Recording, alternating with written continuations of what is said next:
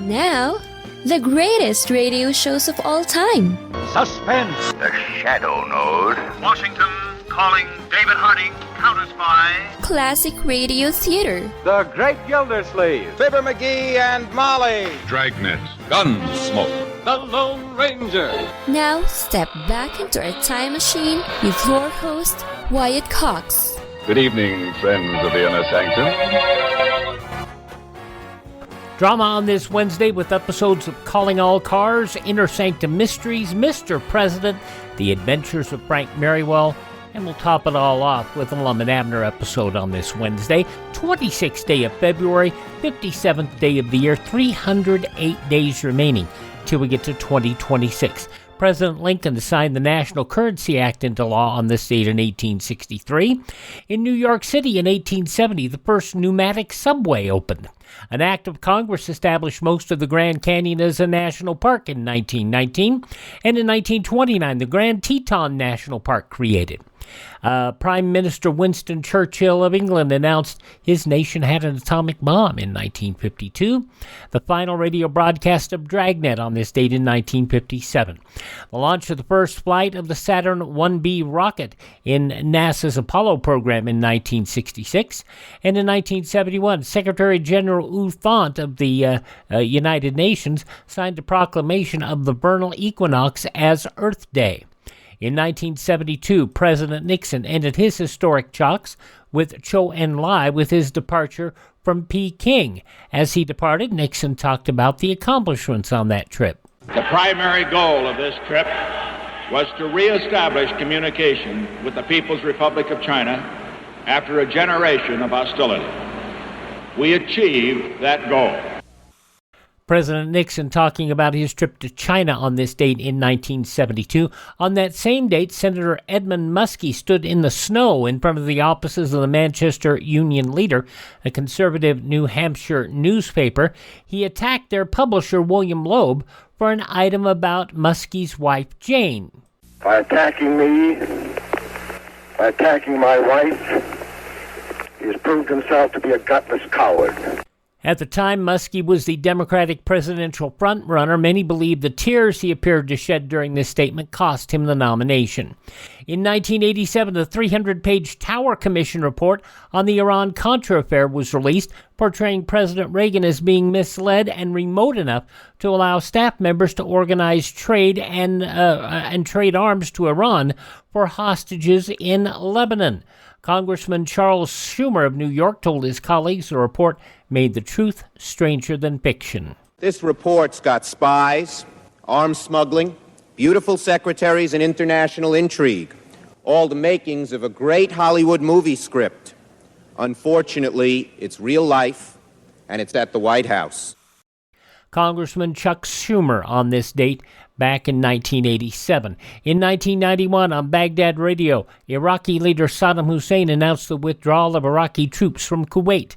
In 1993, in New York City, a truck bomb parked below the North Tower of the World Trade Center went off, killing 6 and injuring over 1,000.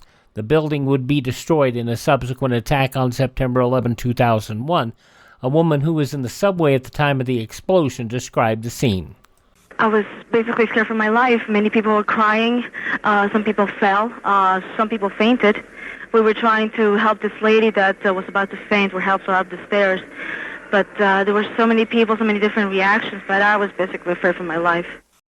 8 years before 9/11, an attack on the World Trade Center on this date in 1993.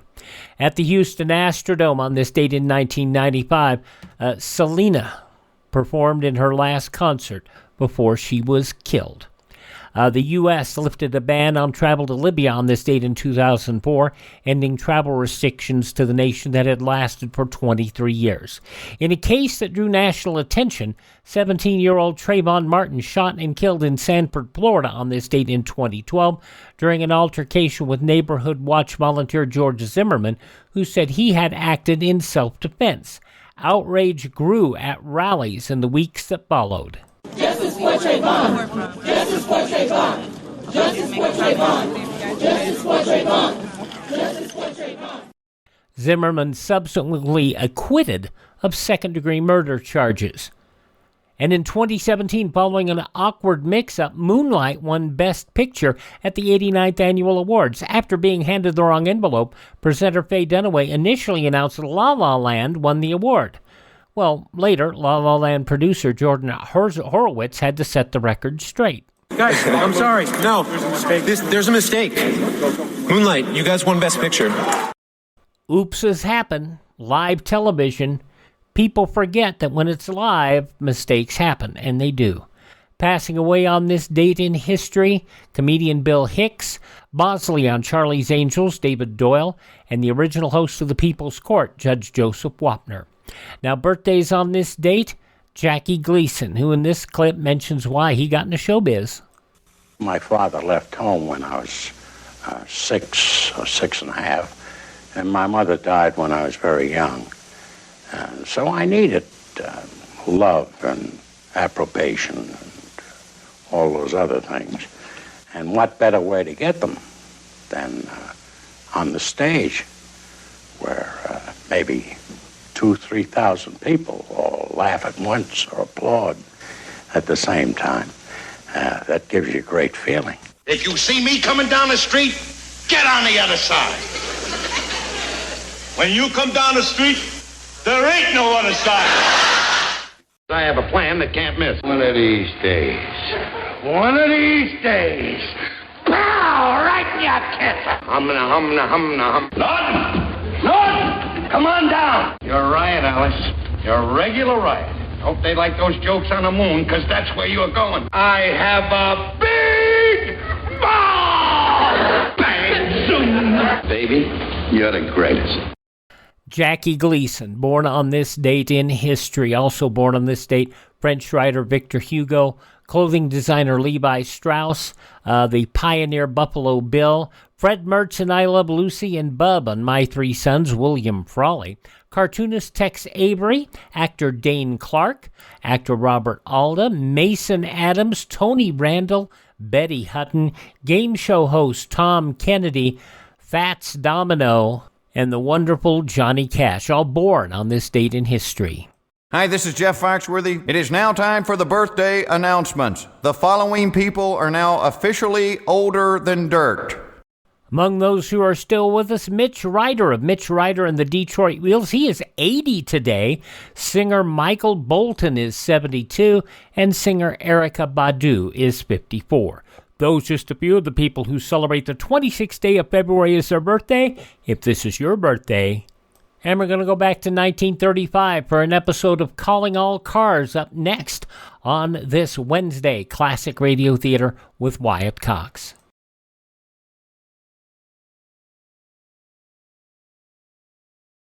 This is Art Linkletter. In event of atomic bombing or some other catastrophe, here's something important to remember. It will help save lives, including your own. Do not use the telephone. Leave the line open for official rescue and relief. This is your part in civil defense. Remember, don't use the phone. Leave the line clear for safety of your own life and the lives of others. Now we go back 90 years, February 26, 1935, for an episode of the West Coast program Calling All Cars.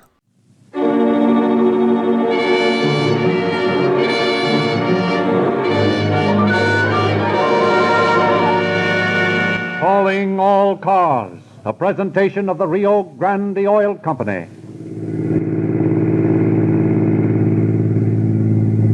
San Francisco Police calling all cars. Attention all cars, broadcast 66. Wanted for bank robbery. 2 men. Wore mask. No other description. These men are armed and dangerous. That's all.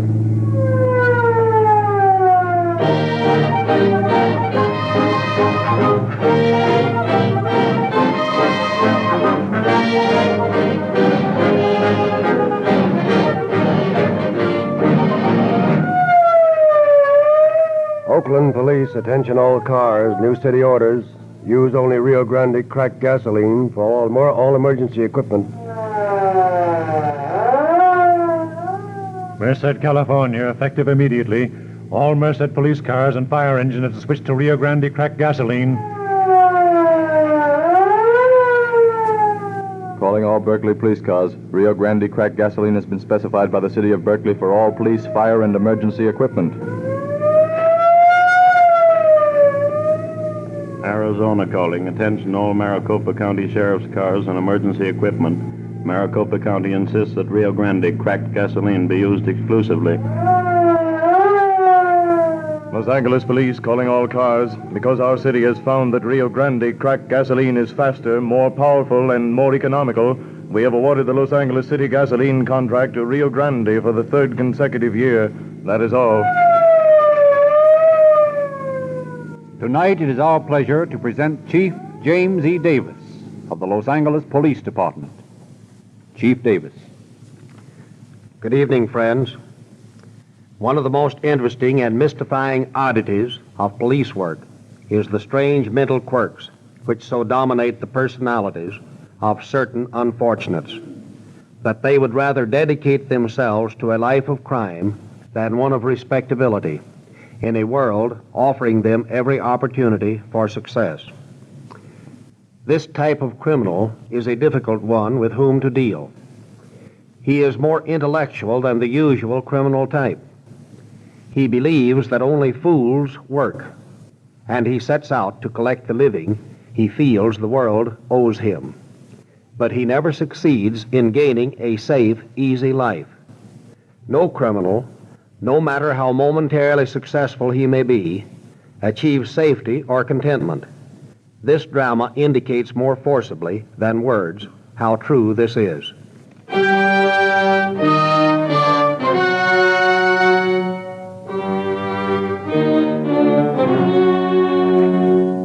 It is just an hour before closing time at the Western State Bank in Los Angeles. One of the tellers notices a well-dressed young man approach the window and then seem to change his mind. The teller, seeing that the newcomer is hesitant, is about to speak when suddenly the young man walks up to him.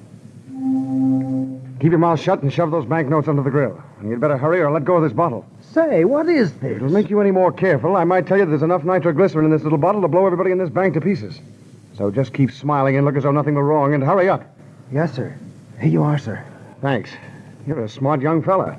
Now, if you'll just be smart enough to keep quiet until I get out of here, you'll probably continue to live for a long time.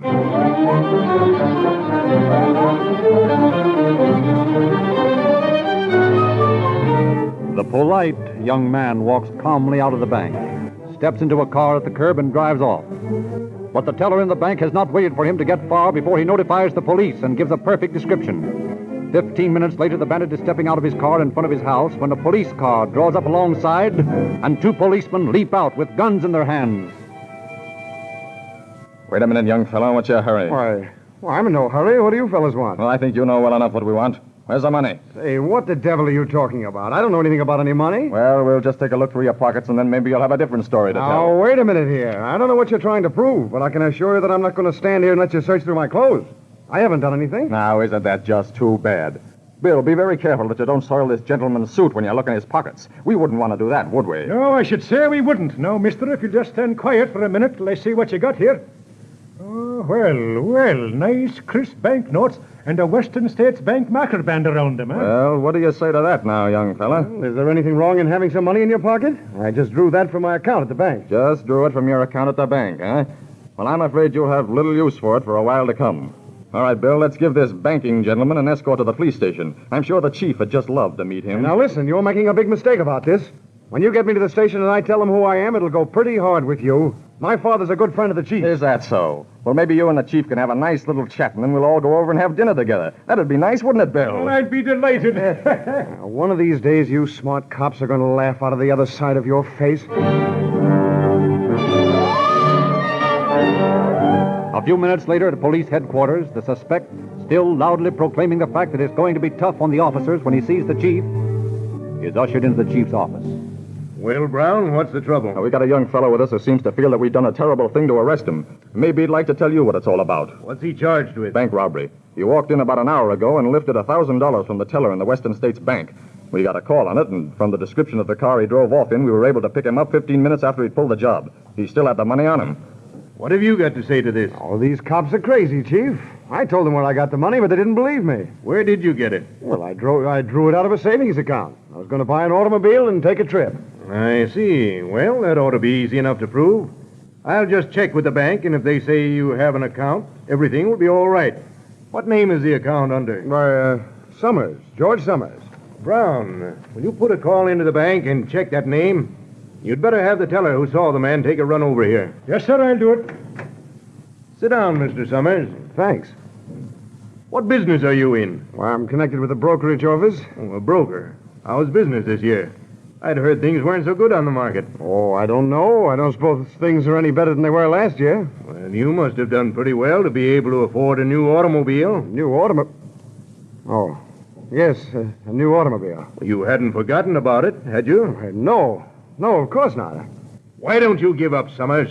You pulled that job and you haven't any account with the bank.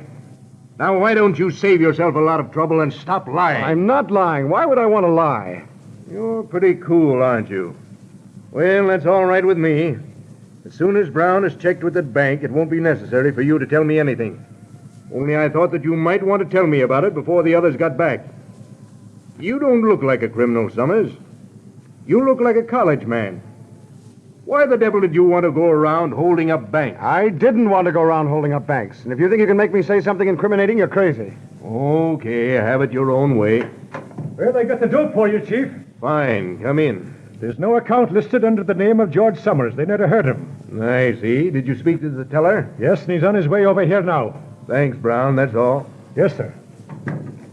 Well, Summers, what have you got to say to that? Well, I don't suppose there's anything much I can say, is there? Why in the deuce were you so bound and determined to stick to that crazy story of yours when you knew the bank would deny it?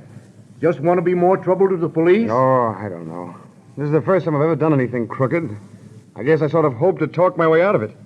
I could always talk my father out of giving me a licking for something I'd done wrong, and, well, I guess I thought I could do it with you. Well, maybe now that you know you can't, you'll tell me all about it, right from the start. Well, I work for my father, and he only pays me $25 a week. I figured that I could make a bit of money from this job and then quit. I didn't mean to make a habit of it. You weren't satisfied with your wages, eh? Well, that's certainly too bad. I'm afraid the state pays a lot less when they're boarding you at San Quentin. Well, they can't send me to San Quentin for this, can they? They not only can, but I can assure you they will.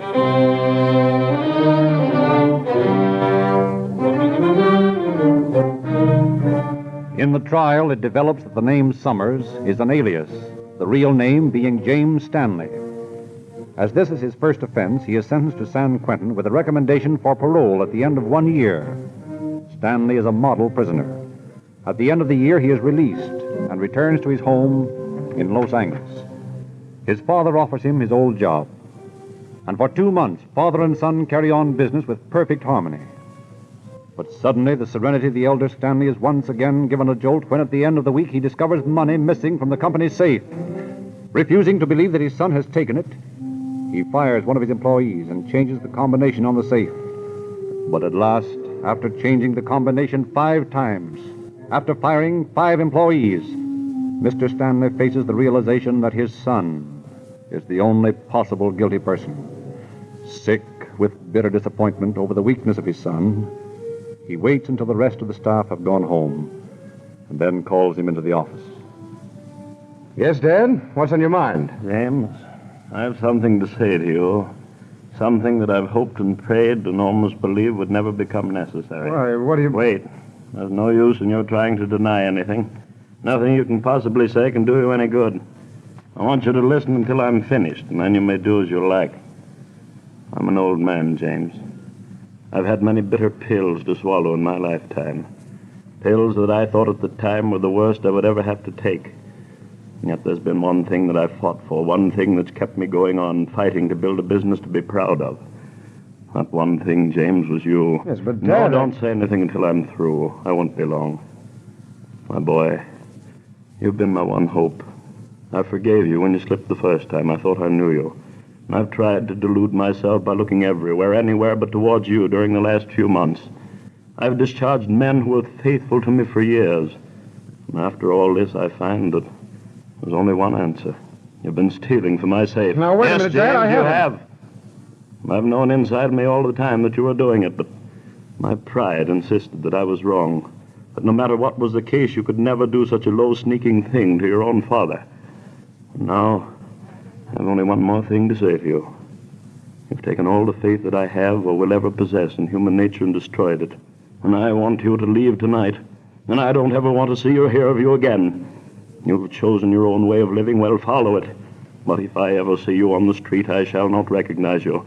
To me, you are completely and forever a thing of the past. From this moment on, you are dead. All right. All right, throw me out in the street and have a good time while you're at it. You think I'm going to cringe and crawl to you? Well, you've got another thought coming. I don't care if I never see you again. It suits me just fine. If you've paid me any sort of a decent salary, maybe I wouldn't have had to walk off with any money. But you're too cheap to give me more than just what's enough to keep me living. All right, I'm leaving. And one of these days you're going to hear about me, and hear plenty. I'm going to have money, and I'm going to have so much that I won't have to work another day in my life.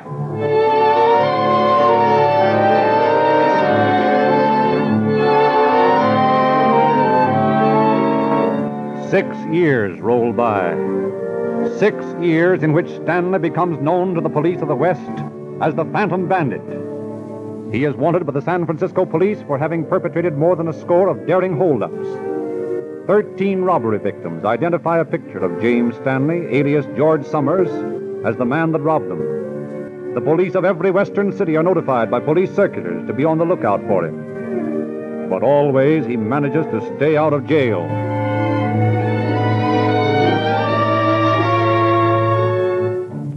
September 13th, 1928. The Lark, Los Angeles bound, is standing in a small watering station only a few miles from its destination. In the club car, a group of San Francisco and Los Angeles businessmen are discussing plans for the coming year. Golf, business, and the usual small talk of the smoking cars.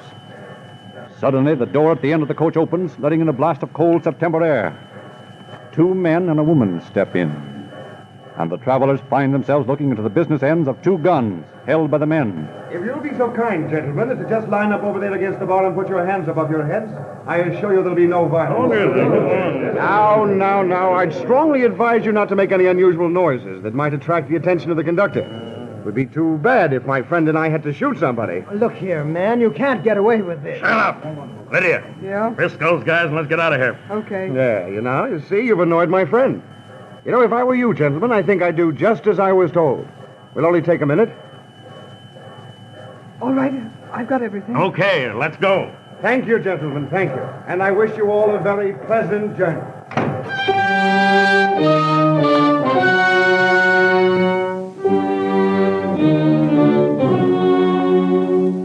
April 17th, 1929.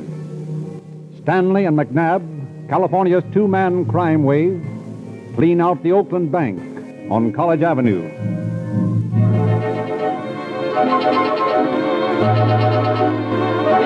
Two months later, on June the 14th, the same daring pair stalk into the Bank of America at Shattuck Avenue and Dwight Way in Berkeley, cow 7 passengers into submission and walk out with $18,000. San Francisco police are completely baffled as to the identity of the bandits, but from witnesses manage to compile a fairly complete description. Every policeman on the force is warned to be on the lookout for them, but weeks pass and nothing is heard of the bandit pair. And one day in the chief's office, the phone rings. Hello? Long distance for you, sir. Very well, put them on. Hello? Hello. This is Chief Waller of Vancouver. Yes? According to a circular I have here, you're looking for a George Summers for That's robbery. right. Well, Summers ordered a car to be shipped to him at San Francisco address. I thought you'd want to know. That's right. What's the address? 2304 Leavenworth Street. 2304 Leavenworth Street. Right, and thanks a lot. That's okay. Goodbye. Goodbye. All right, boys, here's something for you to do. Go out to this address and see if you can pick up this bird.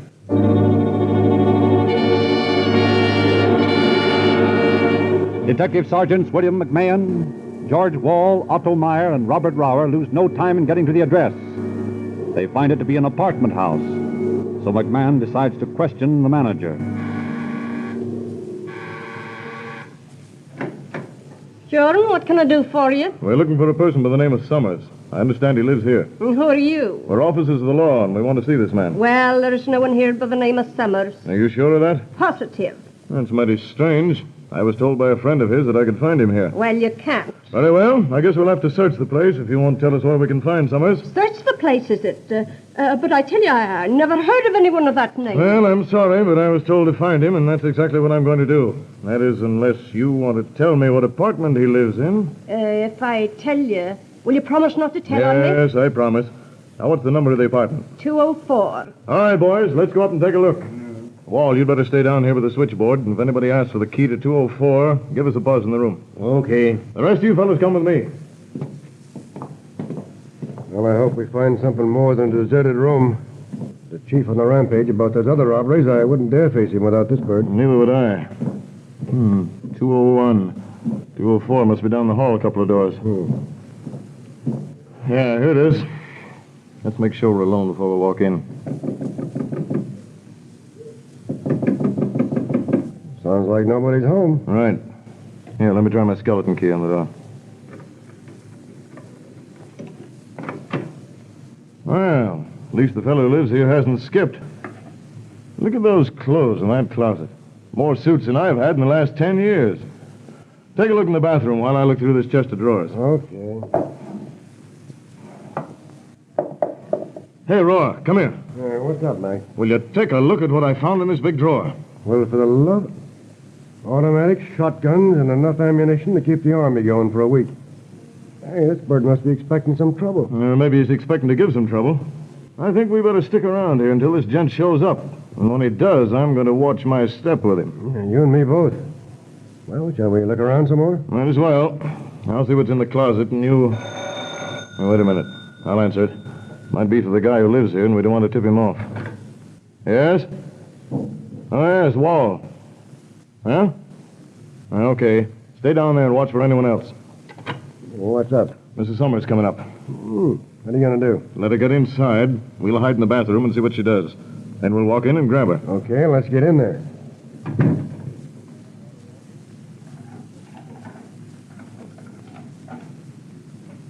Can you see her? Yeah.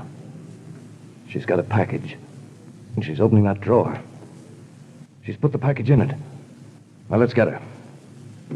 Stand where you are. Who are you? Officers of the law, ma'am. You're under arrest. Under arrest? But I don't know what you mean. What are you doing in here? We're waiting for your husband to show up. Now, we're all going to stay right here until he comes. You might as well take it easy and just be quiet. Where is he? I don't know. I think he's out of town. Out of town, huh? Well, when will he be back? I don't know. All right, we can sit here as long as it's necessary. What is that package you put in that drawer? I don't know what you're talking about. Okay. Now, look. I don't know how long we're going to have to wait until Summers gets here. But when he does, if you try to tip him off that we're here, I warn you right now that we're prepared to shoot it out. And I don't think it'll turn out so well for your husband. Wait a minute, Mac. I think you hear someone coming down the hall. Probably not coming here, or Wall would have phoned us. Hey, he is coming here. Quick, slide against the wall and get him when he opens the door. Yo, anyone home? Yeah, we're here. Put up your hand. Hey, what is this? You're under arrest, Summers. Summers? My name ain't Summers. No? Well, what is it? That's none of your business. I'm afraid you're wrong about that. You entered this room with a key. Where'd you get the key if you're not Summers? Well, I've been staying here for a while, but I don't see what the devil you guys are doing here. Well, stick around. You'll find out soon enough. Raw, frisk this man. Hey, you can't do this. What are you carrying this 38 for? Afraid somebody might hold you up? Smart guy, ain't you? Let's see what's in this pocket here. It sort of bulges. Well, Mac, will you look at this? A roll of banknotes big enough to choke a horse. Where'd you get the money? What's it to you? That's all he's got on him, Mac. All right. Put the cuffs on him.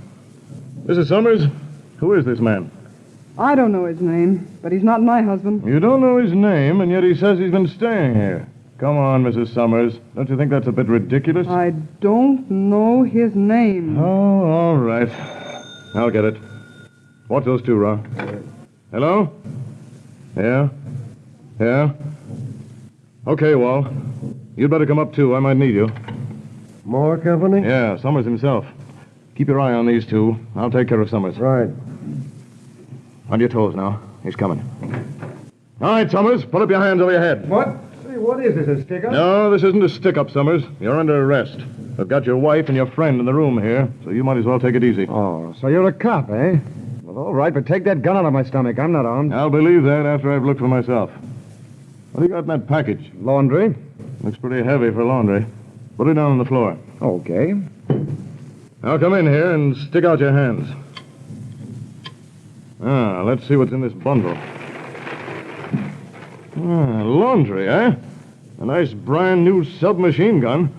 Brawler, you and Myers take care of this bunch. I'm going to look around this room a bit more and see if I can find anything. All right, come on, you three. Out to the squad car. Walk ahead of me and see that you behave yourselves. Let's see. Where to begin? A trunk over there might be interesting.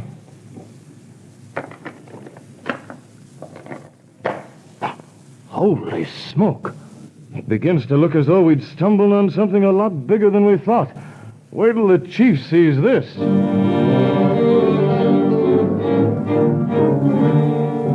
A few minutes later, McMahon walks into the chief's office with his discovery. Chief, I think we've got the birds who've been doing the bank jobs. This Summers guy, his wife, and the other man I sent over. I found these in a drawer in a trunk in their room. Yeah, let's see what you got there. Bank notes with an Oakland bank wrapper still on them, huh? Traveler's checks and canceled checks. McMahon, you're right. There's enough evidence here to send that bunch up for 15 years.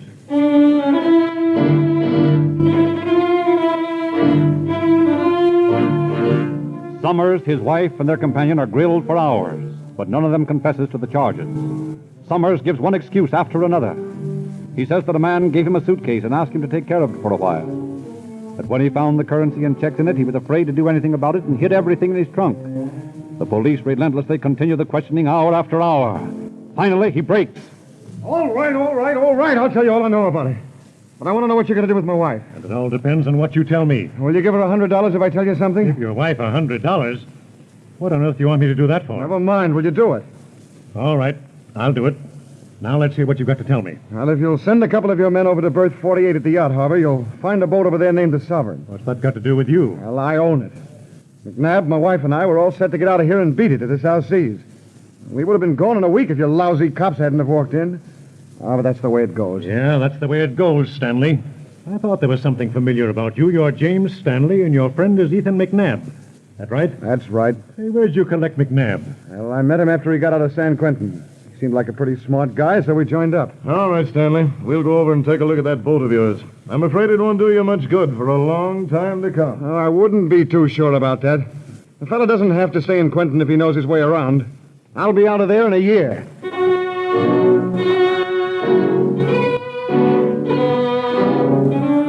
Detectives are sent to the yacht harbor, and Stanley's story proves to be true. The yacht is stocked with enough food to last 30 days and carries a complete arsenal. From the harbor officials, they learned that the boat had sailed down from Vancouver, docking 4 days before, and had been bought by Stanley for $11,500. Stanley and McNabb are tried in the court of Superior Judge Homer R. Spence of Alameda County. Earl Warren, fighting district attorney of Alameda County, prosecutes the case himself and secures a conviction. On the day of July 17, 1929, the two men are found guilty of bank robbery and sentenced to Folsom for from 15 years to life. On September 7th of the same year, they are sent to Folsom, and the San Francisco police close the books. But Stanley and McNabb, determined that they will not stay in prison, make 2 attempts to escape, both unsuccessful. Then Stanley strikes up a companionship with a prisoner by the name of Marty Colson, one of the toughest men in the penitentiary. Together they plan a way to break out. Colson, while working in the machine shop, constructs a homemade gun out of a piece of pipe and pieces of junk material he steals from the shop. His continual boast to Stanley is that he'll never be taken alive. Finally, after months of preparation, Colson and Stanley are ready to go. They force their way into the office of the warden, and using the homemade gun as a threat... Phone the warden and tell him to come over. And don't tip him off or I'll plug you, see? All right, don't shoot. I'll ring him. Warden, you're wanted at your office on important business. Yes, sir. He'll be right over. Good. When he gets here, he's going to find something that he didn't expect. Marty, what's that? They found out about us. Well, what'll we do? There'll be every guard in this place in here in a second. We haven't got a chance in the world of getting out of All right, this. well, what are we going to do then? They won't give me a life. Marty, where are you going? Come on, Stanley, reach! That's better. Where's Colson? Over there in the corner. He said you'd never get him alive. He bumped himself off, huh? Well, Stanley, I guess this is the last time you'll get a chance to make a break. You're going to solitary.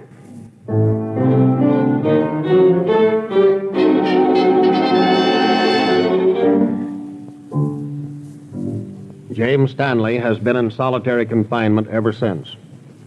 McNabb, after several attempts to break out of Folsom, finally made a desperate attempt to scale the walls with handmade ladders. He was caught, but in the excitement, a guard was seriously wounded. Falling back on a rarely used law which reads, a life prisoner may be tried on a death charge following an attempt break in which assault is committed. The authorities tried McNabb and found him guilty.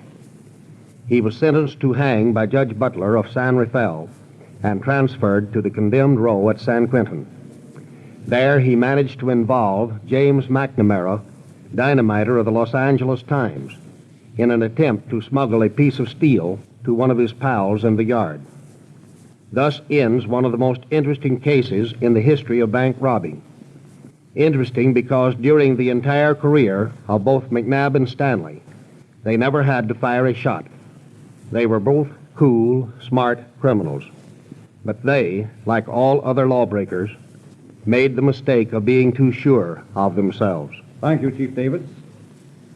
Ladies and gentlemen, Chief Davis has just told you how the police departments of the West captured these criminals again and again.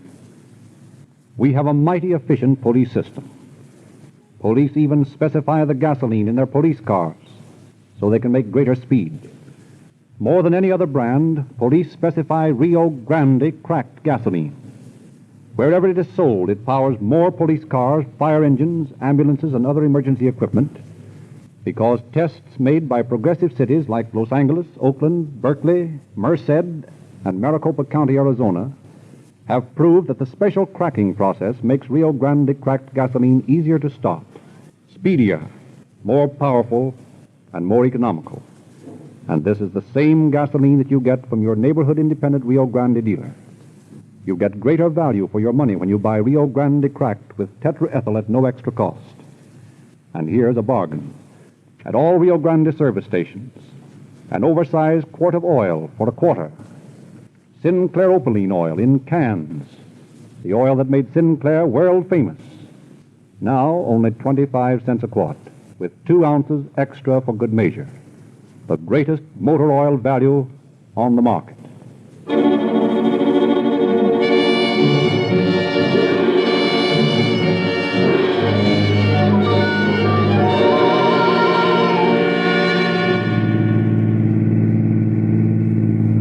San Francisco police calling all cars. Attention all cars. Cancellation broadcast 66. Suspects in this case now in custody. That's all.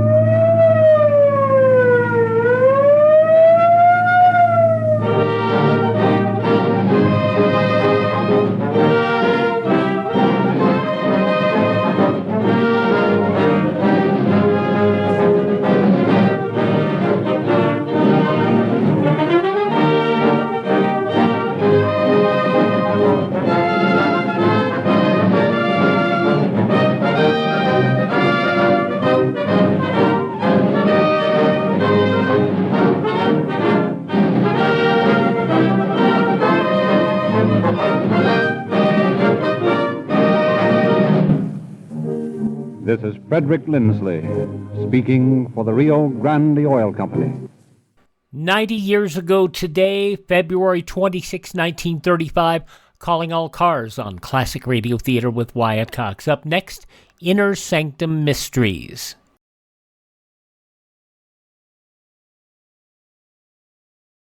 Two weeks, 14 days, 326 hours. Every second that your family could be exposed to radiation after a nuclear attack. Radiation that kills. To survive, a fallout shelter is a necessity. Equipment and supplies are essential. Now, Survive All Shelters, one of the nation's leading manufacturers of fallout shelters, offers a basic equipment kit with a Conelrad high-powered radio, transistor operated for long battery life, a complete, fully stocked first aid kit, a heavy-duty fire extinguisher, emergency water containers, a chemical toilet for protection against contamination and disease, extra-strength saran and rayon bunks, a radiation meter, and individual dosimeters. For protection every second of each hour of every day. See a Survive All Shelter now. You can read more about the survival fallout shelters by following the links in the show notes. Now, coming up, Inner Sanctum Mysteries. Larry Haines stars in this episode from 79 years ago, February 26, 1946. I Walk in the Night.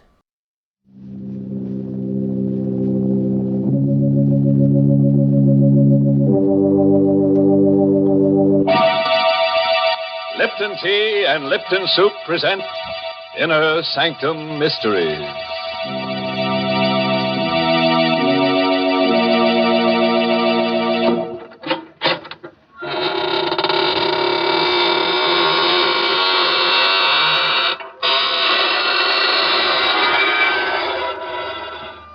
Good evening, gentle friends of the Inner Sanctum. Welcome through the creaking door for another soothing half hour of sweetness and light. Oh, I've learned a new trick. Would one of you like to step up here and be sawed in half? What? No volunteer? Well, maybe you're right. The first part, the sawing in half, that's easy. But the second part, the putting together again, I'm still not very good at that. Mr. Host, how can you joke about such things? Are you trying to get our listeners in a mood for enjoying themselves? That's it, Mary. Well, jokes like that certainly won't put people in a good mood. Here's a much better way to do it. Just serve folks a piping hot cup of Lipton tea, and they'll be in a good mood in a minute. For Lipton's is the password to pleasure. It's tea at its delicious best, thanks to Lipton's brisk flavor. Brisk, you know, is the tea expert's own word for the fresh, lively, full-bodied flavor of Lipton tea. Unlike ordinary dull-tasting teas, Lipton's is never flat. It's always spirited and satisfying. Try it real soon and get the extra enjoyment of Lipton's wonderful brisk flavor.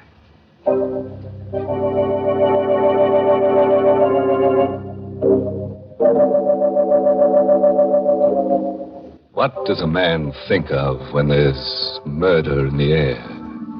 The close presence of death. Does it have matter and substance? Does it generate unseen light waves that touch a man's subconscious? Or unheard sound waves that speak to him when he sleeps?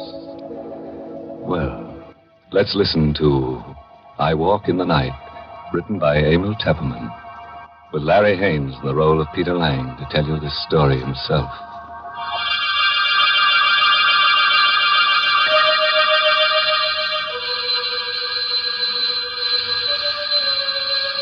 I don't know if it was the ringing of the doorbell that awoke me, dragged me back to consciousness out of a deep, heavy sleep. I felt groggy, as if I'd been drugged. My eyes were so heavy, so hard to keep open. That infernal ringing. I stumbled out into the hall. Myrna's room, my wife, there opposite mine. I knew the door would be locked. We'd quarreled last night while the Judsons were visiting from the house next door. Myrna had made a scene. She went to her room and locked herself in. Pete! Pete, wake up in there! As I stumbled down the hall to the front door, I recognized Phil Judson's voice. Phil and Henrietta lived in the house next door, just across the lawn. Pete! Pete! All right, I'm coming. Just a minute. Can't get this open. There.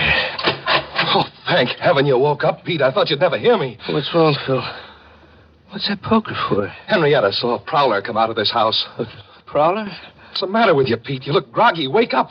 I don't know. I feel as if I'd been doped. What's this about prowler? Henrietta saw him climbing out of Myrna's window.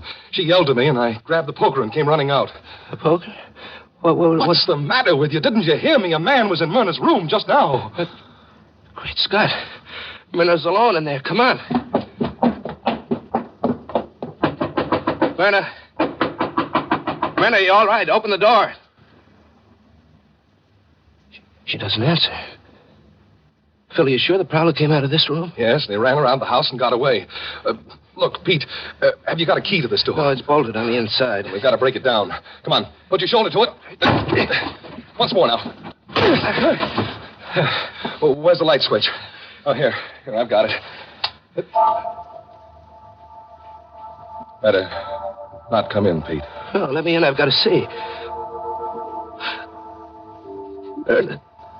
Take it easy, Pete. Oh, Bernard. Strangled. Strangled to death. Bernard. Look at the black and blue marks on her throat. This chain on her neck. It's broken. It was her locket. The one I gave her last Christmas. Killer must have taken it with him. And see here, her fingernails, there's bits of skin under them. She must have struggled and scratched the killer's face or hands. Why, Phil? Why should anyone want to kill her?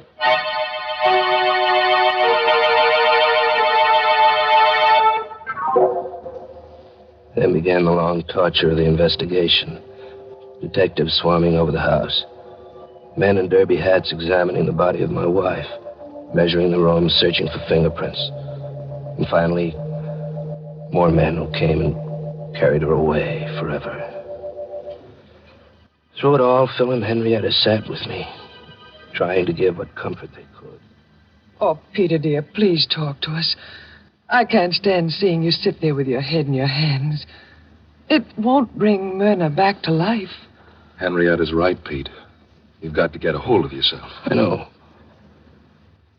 but I can't stop thinking about it. Those marks on her throat, the torn chain, the locket gone. Look here, Pete. There's something we have to talk about. Now, get that dazed look off your face and listen to me for a minute. Yes, Phil. There's a police inspector in Myrna's room right now. O'Brien is his name. He'll be coming in soon to question you. Now, you'd better not tell him about the quarrel you had with Myrna last night. I don't get you. It would look bad for you. For me? Oh, what do you mean? Phil, you don't think that I... Suddenly, I caught my breath. My right hand in my bathrobe pocket had touched something cold. Phil and Henrietta both stared at me. Peter, what's wrong? Phil, look what I found in my pocket. What is it? Look. A locket. It's Myrna's locket. The one that was torn from her throat. Phil, how could this get in my pocket? Here, give me that, quick. But, Phil... Give it to me. Yes, it's Myrna's locket, all right. You recognize it, Henrietta? Yes. What are you going to do with it, Phil? Get rid of it, quick. Out this open window. Well, if the police find it out there, they'll think the killer dropped it. But, Phil, it was in my pocket. What are you looking at, Phil? Your hand, Pete. What? Your left hand. I looked down at my left hand. There on my wrist were 3 long gashes where the skin had been scraped. As if by the fingernails of a woman fighting for her life. Phil, do you think I could have killed her? Nonsense. I don't believe it. You could never do a thing like that, Pete. Couldn't I? How can you be sure? How can I be sure? Peter, please, don't talk like that. You're making yourself out some terrible monster, but you aren't. Phil and I know you can't be like that. I don't know. Maybe I got up in my sleep and killed Myrna without ever knowing it consciously. After all, I did have that quarrel with her last night. Cut it, Pete. Here comes O'Brien, the detective. I hope I'm not intruding. Oh, no. It's all right, Inspector. Come in, O'Brien. Mr. Lang is very upset. The shock. Yes, I understand. Believe me, Mr. Lang, you have my deepest sympathy. I wouldn't bother you at all at a time like this, but Inspector O'Brien was a pink-cheeked, cherub-faced, chubby little man. But his eyes were cold and blue and restless. They kept jumping from Phil to Henrietta to me as he fired his questions at us. Mr. Lang, one more thing. I understand you had a small party here last night? Oh, no, it wasn't a party. Just Phil and Henrietta and Ted Hale. Ted Hale? Yes, Myrna's cousin. Oh, I see. This Ted Hale, a cousin of your wife's, you say? Pardon me, Inspector. Yes, Mr. Judson? Peter's too easygoing and good-natured to tell you about Ted Hale, but As Peter's attorney, it's my duty to give you certain information. Oh, go ahead. Myrna, Mrs. Lang, owned considerable property in her own right. Recently, I drew a will at her request. In it, she leaves a sizable sum to Ted Hale. Oh, I just thought of something. What is it, Henrietta? Well, Peter was so groggy when he woke up. That's right. He looked as if he'd been drugged. Well, don't you remember last night? Ted Hale went in the kitchen to mix the last round of drinks. Oh, Henrietta, that's ridiculous. On the contrary, it's quite important. Now, tell me, this Ted Hale, what does he do for a living? Why, he works for me in my brokerage office. To please Myrna, I gave him a job as my confidential secretary. Suppose you tell me where Mr. Ted Hale lives. I think I'll have a talk with him.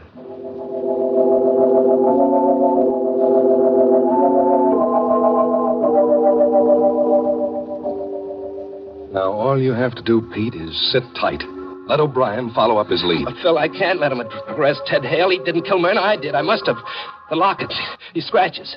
It's not fair to Ted. As your attorney, I won't let you strap yourself in the electric chair. You go back to your room and get some sleep. Henrietta, do you mind going back to our house by yourself? Of course not. I'm going to sleep right here in the living room on this couch, in case Peter needs me tonight.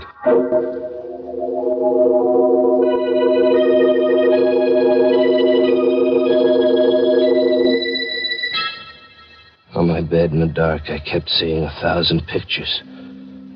Myrna, her face mottled with strangulation. Phil, always so sure of himself. Henrietta, worried and frightened. And O'Brien, his face grim and his blue eyes cold, going off to question Ted Hale.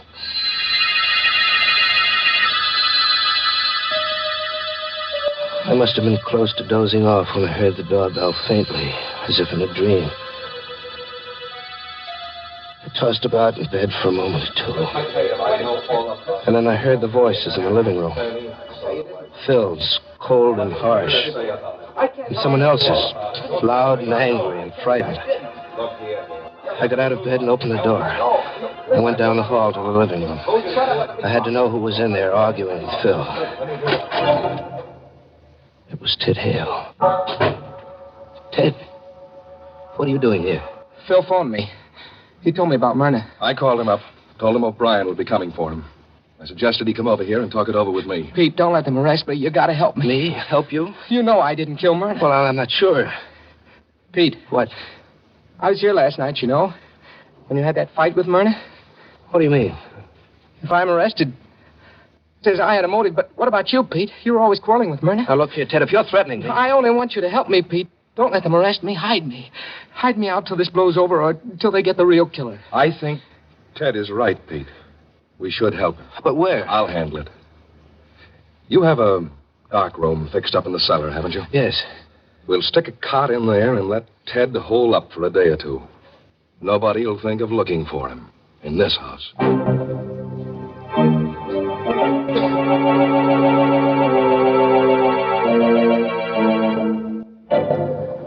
Poor Peter.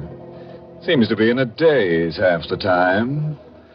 Yes, his trouble is that when he's awake, he's half asleep, and when he's asleep, he's half awake. It's no wonder he can't sleep well. He seems to be such an honest person, he can't lie easy. You know, it's too bad he doesn't go over and stay at Phil's house, Mr. Host. Phil and Henrietta seem the kind of people who do everything to make him comfortable. Well, I just hope they know something about hospitality, Mary. Oh, I'm sure they do. Why, everybody knows that the proper way to treat guests is to serve them something delicious.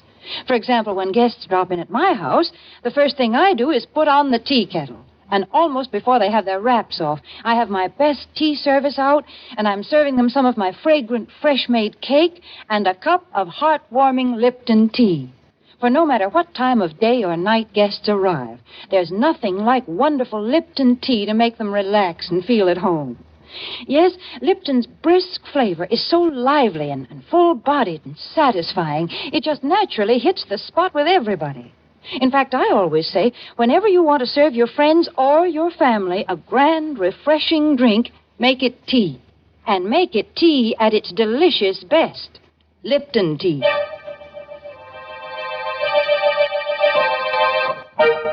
Now, let's get back to our sleepwalker. There's no telling what he might have done while we were talking about tea. Now, let's see, where were we? Peter and Phil were going to hide Ted Hale in the cellar. Now listen to me carefully, Peter. If Ted Hale is arrested and talks, O'Brien will learn about the quarrel you had with Myrna last night. He'll start digging into things that won't look so good for you. No, Phil, wait. I know you're trying to help me, but if I did it, if I did kill Myrna, then there's no use trying to protect me. It isn't right. I'm a dangerous man. Fiddlesticks. But you can't brush it off like that. Do you know what it means to lie awake in the night, wondering whether you've killed your own wife? Wondering whom I'll kill next? Cut that out. We've got business to attend to. Now, here's my plan. We'll let Ted stay here tomorrow. And then tomorrow night, I'll smuggle him out of the country. Get him passage on a freighter to South America, maybe. You think he'll go? Sure, he'll go. He's scared stiff. But we'll need money. Lots of money. Now, how much have you got in the safe at the office? So about 10,000 in cash, but there's a batch of negotiable bonds. They'll do. I'll go down to the office the first thing in the morning and get them out of the safe. You had the combination? Yes, you gave it to me when you gave me your power of attorney, remember? Oh, yes. Now, don't you worry about a thing. Oh, here.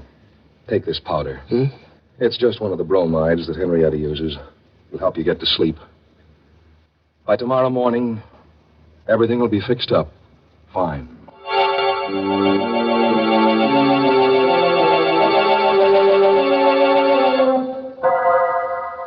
It was almost dawn when Phil left. And it must have been hours later, close to noontime, when I felt myself being roughly shaken out of a heavy, troubled sleep. Pete, wake up. What? Hey, wake up. Come on, snap out of it. What? Oh, Phil. Gosh, I feel groggy. What was in that powder you gave me? Never mind the powder. Get your eyes open. Got something to tell you. Phil, what's wrong? What happened? Listen to me carefully, Pete. I went down to the office before business hours this morning and opened the safe to get the money out. Yes? The safe is empty. Empty? The securities are gone. Well, it can't be. Who else had the combination besides you and me? Only Ted Hale. Oh? Do you think that... I'll bet you $1 to a donut he's gone. Come on, let's check.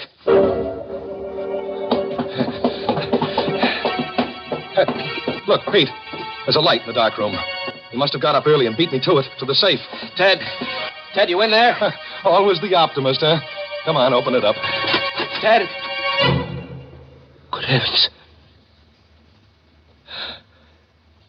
Ted Hale hadn't gone anywhere. He was lying there on the cot. His head was a bloody pulp. It had been bashed in while he slept with a long-handled cold shovel which lay there alongside the cot. Great Scott. He's been murdered. We stood there in a narrow, dark room, Phil and I, and we looked at each other.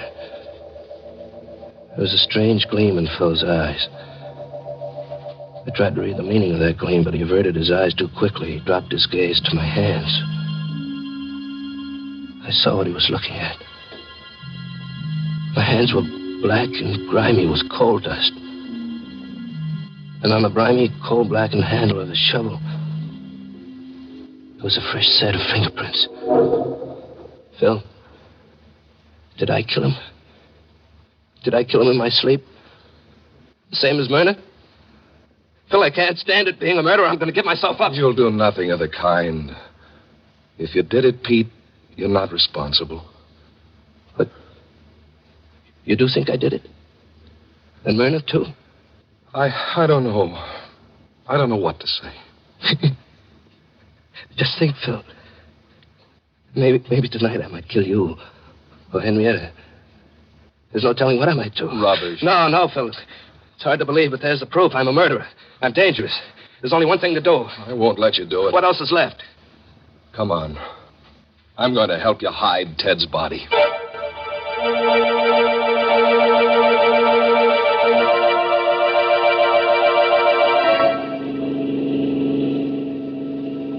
How much further, Phil?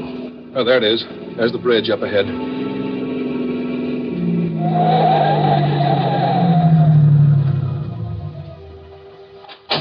Okay. Here, help me with it. We had the body of Ted Hale in a sack with a pair of 100-pound dumbbells to weight it down.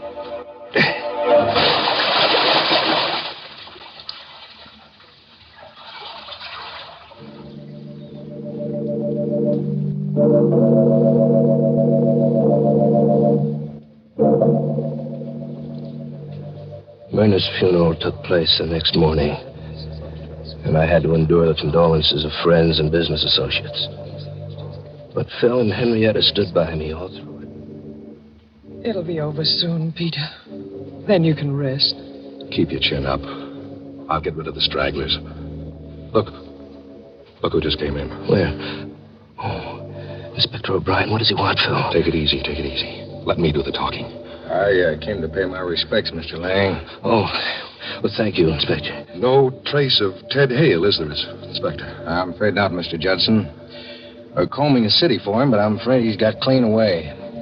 You see, It was marvelous to see how calmly Phil could talk to O'Brien about Ted Hale, knowing all the time just where the body was, under that bridge. I glanced at Henrietta. She was watching Phil, too. Know what I think, Mr. Judson? I think Ted Hale will never be caught. I have a very funny feeling that he's dead.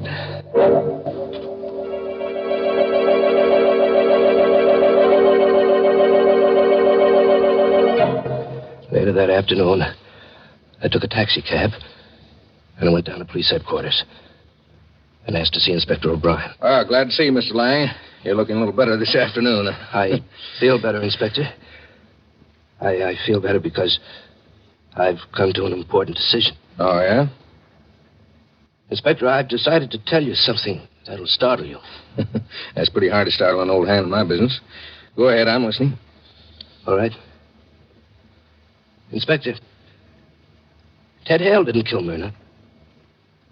I killed her. That is, I think I killed her. You think you killed her, don't you know? It sounds crazy, doesn't it? But I assure you, I'm perfectly safe. Just a second now. You either killed her or you didn't kill her. If you kill somebody, you know it. No, not in this case, Inspector. You see, I think I did it in my sleep. Both times.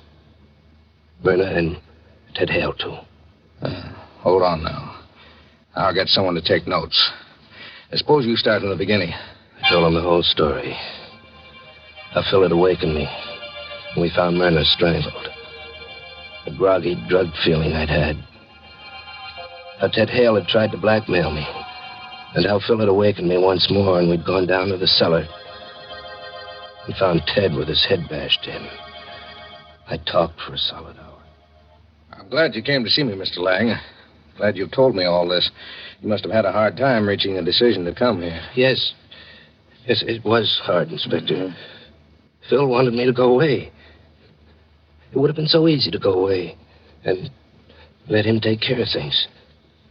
But I'd never be able to sleep for fear I'd kill someone else. Well, you needn't worry, Mr. Lang. There won't be any more killings. Not if I'm safely in jail. You're not going to jail. You're going home. What? In those notes the stenographer has taken, Mr. Lang, I have almost enough material to convict the real murder. I need just one more thing. Now, you go home and wait. Don't worry.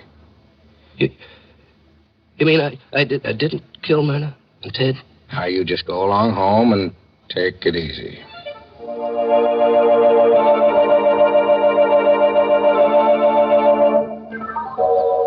I'm back at home now. It's 2 hours since I left O'Brien's office, and I've taken the time to write down this full account, just as I gave it to the stenographer. As I write now, I can look across the lawn to Phil Judson's house.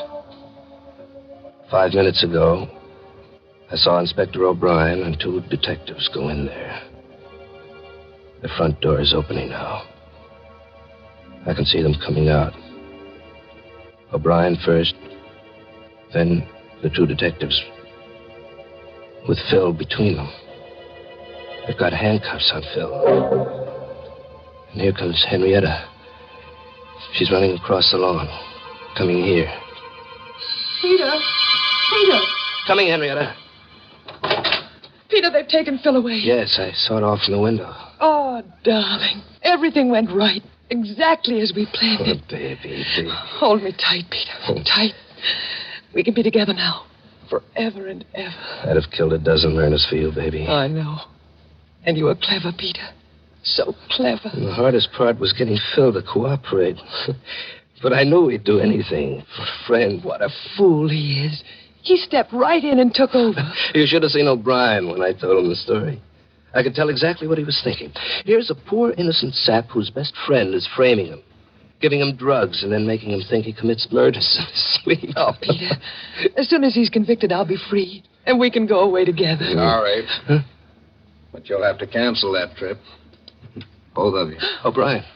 You heard what we said? Sure did, every word. Remember at my office, Mr. Lang, when I told you I only needed one more thing to clinch the case against the murderer? Well, this was it. I faked the arrest of Mr. Judson, then I sneaked back to see what you'd do about it. You did plenty.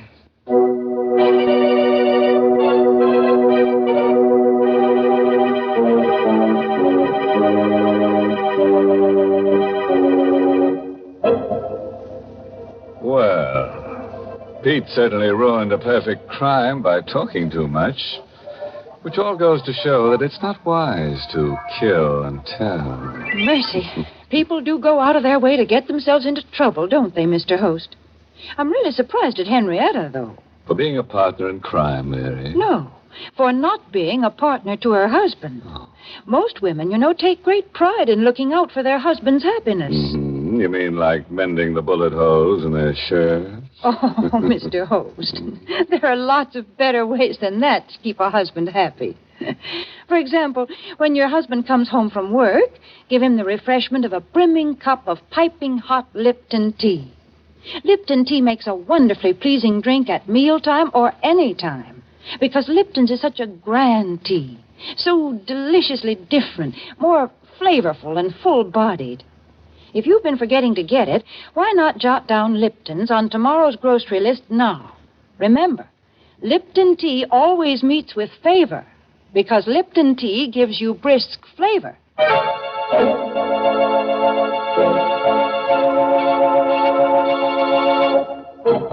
And now, friends, a parting word of advice. If you ever wake up and think that you've murdered someone in your sleep, don't go to the police. Now, just take another powder, brother, and go back to sleep. Oh, by the way, this month's Inner Sanctum Mystery novel is The Innocent Mrs. Duff by Elizabeth Sanksey Holding. And next week, the makers of Lipton Tea and Lipton Soup will bring you another Inner Sanctum Mystery directed by Hyman Brown and called Accident. Does the wind whistling in your ears frighten you, folks? Oh, now don't be scared. Because when you're pushed down an empty elevator shaft and you hit the bottom, nothing ever can frighten you again. It's just an accident. And you'll learn all the mystery of it if you're listening to Inner Sanctum next week. Until then, good night. Pleasant dreams.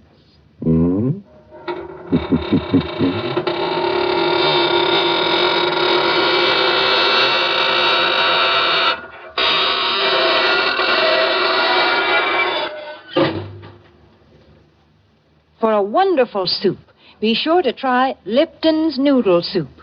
Lipton's is the extra delicious noodle soup that folks rave about on account of all those tender golden egg noodles and that honest-to-goodness chickeny flavor. Tastes like homemade soup that you'd spend hours in making, yet Lipton's is ready in a jiffy. Lipton's noodle soup mix costs less and makes lots more than ordinary canned soups. So get some Lipton's Noodle Soup tomorrow. And tune in next week for another Inner Sanctum Mystery.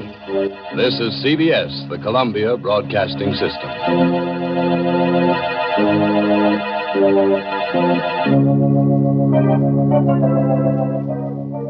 And with that, we close the creaking door on Inner Sanctum Mysteries, 79 years ago, February 26, 1946, here on this Wednesday, Classic Radio Theater with Wyatt Cox.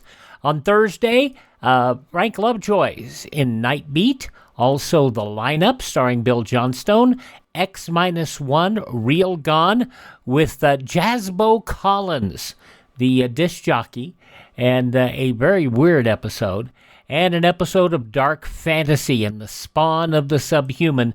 We'll wrap it all up with a new Superman mystery. That's all coming up on our Thursday Classic Radio Theater.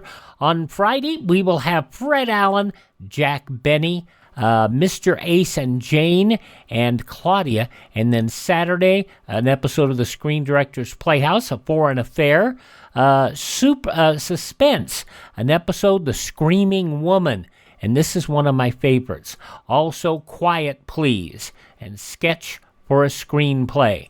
And we'll wrap it all up with another episode of Claudia. Alrighty, that's coming up on the next few days here, getting into the weekend here on Classic Radio Theater. Coming up next, though, Edward Arnold in a story about a president. Which president?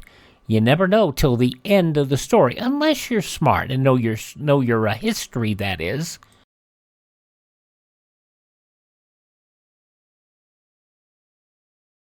In time of disaster, natural or nuclear, medical aid may not be available. That's why one member of each family should take a Red Cross first aid or home nursing course now. We continue now on Classic Radio Theater with Wyatt Cox, an interesting show from ABC called Mr. President. Screen star Edward Arnold stars as the president, but we don't know which president because he's not mentioned by name until the very end of the episode. This episode from 75 years ago, February 26, 1950, The Loophole. In the newspapers, I can read the handwriting on the wall. I am a complete failure as President of the United States.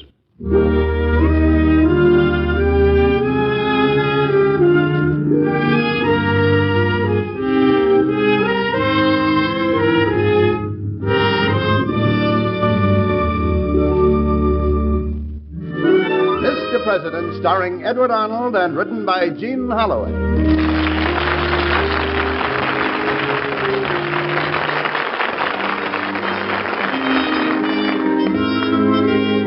Mr. President at home in the White House, the elected leader of our people, our fellow citizen and neighbor. These are little-known stories of the men who have lived in the White House. Dramatic, exciting events in their lives that you and I so rarely hear. True human stories of Mr. President.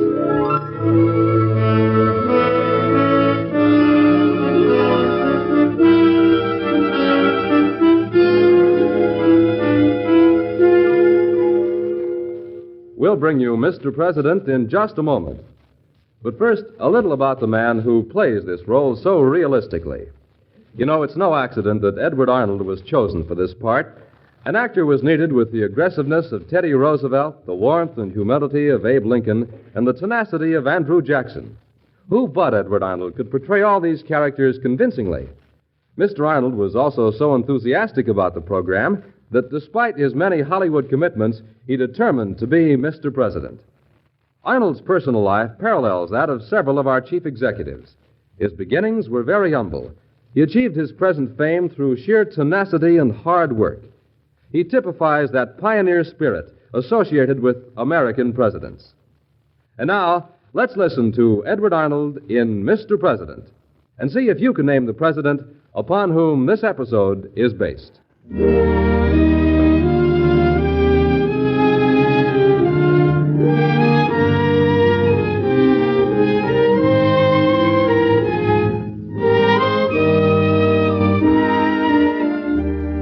Here's a story that happened to the president a few years ago. Listen closely and see if you can tell who the president was. England and France were at war, and there was an anxious meeting going on with the president's cabinet. Gentlemen, the issue is very clear. Do we or do we not want to be involved in a war with England? I am against anything that would send this country to war again with a foreign power. But, Mr. President, we have a treaty with France. We can't go back on that. Treaty or no treaty, we are not in a position to fight a war right now. In any case, Genet does not come with any official sanction from the head of the government of France. Our sympathies must be with any people fighting for liberty. Our sympathies are with them. But we cannot not afford to be involved at the present time. I think we should issue a proclamation of neutrality. If we don't, we are going to betray the people of this country. If we do, we're going to betray the honor of the people of this country. I don't think we should even receive Genet. We must receive him. Why, if we did not receive him, public sympathy for France might well rise up in this country and overthrow the government. The people wish to live up to the treaty. Read the papers. The people do not understand all the issues involved, or how hard put we would be to go to war just now. We could well lose everything in such a fight. We were very glad to accept the French treaty at the time we made it. I think we should live up to it. We owe France a great deal. I take exception to that remark. I don't think we owe France half as much as she would like to make us think we owe her. Mr. President, if you come out publicly in favor of rejecting our treaty with France, you're going to lose whatever public favor you have. I warn you. I have little left to lose. No one knows that better than I. But when I quit this office, I will quit it knowing that I did my best to serve the people in the way I thought was right. I do not believe I will be serving them if I lead them into war at this time. Are you going to refuse to receive Genet, then? No. I'll receive him since you want me to receive him. But I warn you, I intend to try and find a way out of this treaty. The people are clamoring to go to war with England. Mingle with them. Find out for yourself. Listen to them. I hear them all the time. I hear the voices of men I saw die on the battlefield. I hear the voices of the mothers that bore them and the women who loved them. The people who want war always shout the loudest. Don't be deceived by them. I'm a soldier, and I tell you that those who must fight the war are not shouting for it now. I'm sure of that. I insist that we issue a proclamation of neutrality and order that no citizen of the United States engage in the war. But what about the treaty? Well, for the time being, let us hold the treaty in abeyance.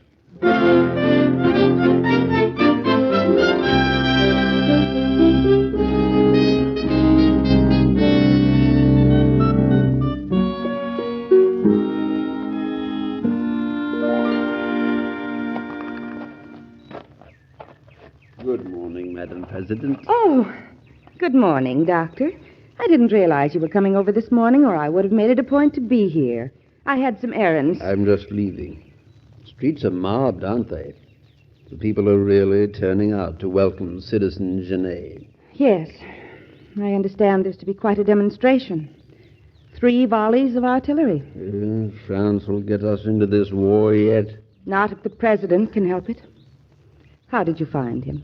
Nothing serious wrong with him. I just haven't liked the way he's been looking lately. No, neither have I. He looks tired. And for the first time in his life, he looks old. What is it? Is the job just getting too much for him?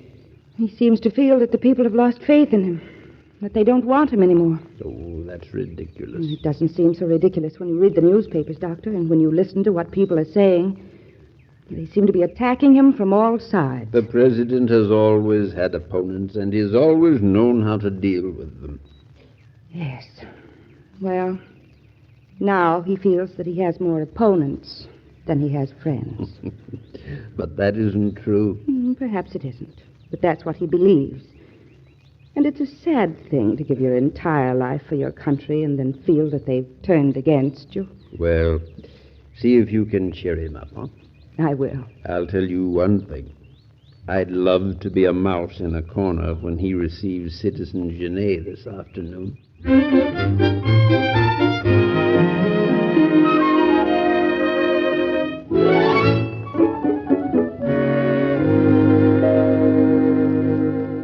Monsieur Genet? Citizen Genet. Citizen Genet? Would you mind repeating what you just said? Well, Monsieur le Président, I said I represent the French revolutionary government. Yes, I understand that. I'm referring to the treaty. According to the treaty agreed upon between France and the United States back in 1778, the United States guaranteed the rights of France in the West Indies. You know about this treaty, of course. Yes, I know about the treaty. Please continue. You were about to say that... The treaty also guarantees that France may use your harbors in time of war. The treaty does not specifically guarantee that, Monsieur Genet.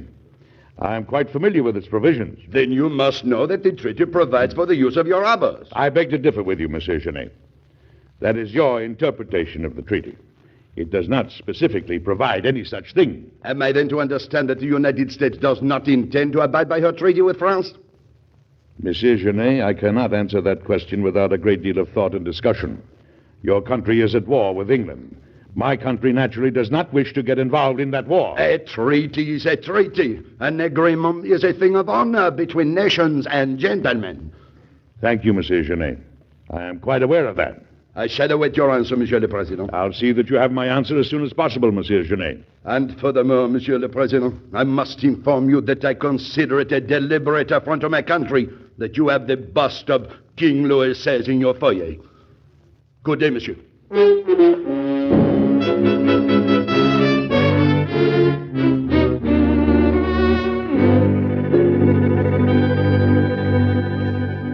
My dear, won't you please sit down? You've been charging up and down the room like a caged lion. Problems, problems, problems. Sometimes I think that all the forces of this world and the next are leagued against me. No, I hardly think that, Mr. President. As if I didn't have enough already. Now this French affair. Is Mr. Genet correct in his claim? Monsieur Genet. Well, in a manner of speaking, yes. We do have a treaty with France. But if we live up to it, that means we are siding with France in her war against England and will be at war with England. Well, no matter how I decide to handle it, the people will say I'm wrong. I believe I have lost their confidence. Why do you say that? Have you been reading the papers lately? Let me read you what it says in this paper. Quote, if ever a nation was debauched by a man, the American nation has been debauched by the president. End of quote. Well, that newspaper has always been opposed to your policies. You mustn't be so sensitive. Oh, I've been counting the days until my term in office was up. It's easy to see the people are counting the days, too. I'm tired. I want to go home. I never wanted to be president. If they had let me alone, I might be remembered in honor by my countrymen. But now, look at the record I'm forced to leave behind me. Attacks, accusations, disgrace. Now, my dear, you mustn't say that. You're hardly disgraced just because a newspaper says a thing like that. I have given of my best, and my best has not been enough. Do you know, it would give that newspaper and your opponents enormous satisfaction if they knew they had already won their victory against you. Already won their victory? What do you mean? Well, you're going down in defeat without ever striking a blow. Just because you don't like what they're saying about you, you've decided that the whole country's against you. You're giving them a very easy victory, my dear. I thought I married a fighting man. Well, you did. Well, I'd never know it to look at you now. Oh, there are some things you can't fight, my This dear. isn't one of them. No, isn't it? Your job is to be the best kind of president you know how to be, and as long as you're doing that, the people are going to be behind you. Well, that sounds well, but it isn't necessarily true. Oh, you have a great deal of faith in the people, my dear. So did you. Once. Well, now, wait a minute. I still have faith in the people as far as... Yes, as far as. The people could turn against you. All right, suppose they do. They can turn right back again, too. Are you scolding me? I most certainly am. Well, I'll be switched. What do you want me to do? I want you to carry the day. I want you to go right on doing what's right as you see it and stop worrying about what your opposition has to say. You know, you're using the same identical tone of voice on me that I used on my troops before I sent them out on the field. And do you know something, my dear? They may have lost a skirmish here and there, but they did carry the day. So will you, Mr. President. Madam President, do you know why I married you? Of course. You told me. Because I was the prettiest girl you ever saw. No, sir, not a bit of it. I married you because you had the makings of a great general. Mr. President, why don't you and Alex look through that treaty for a loophole? There's always a loophole if you hunt long enough. Madam President, where did you learn all the things you know? Why, from you, Mr. President. From you.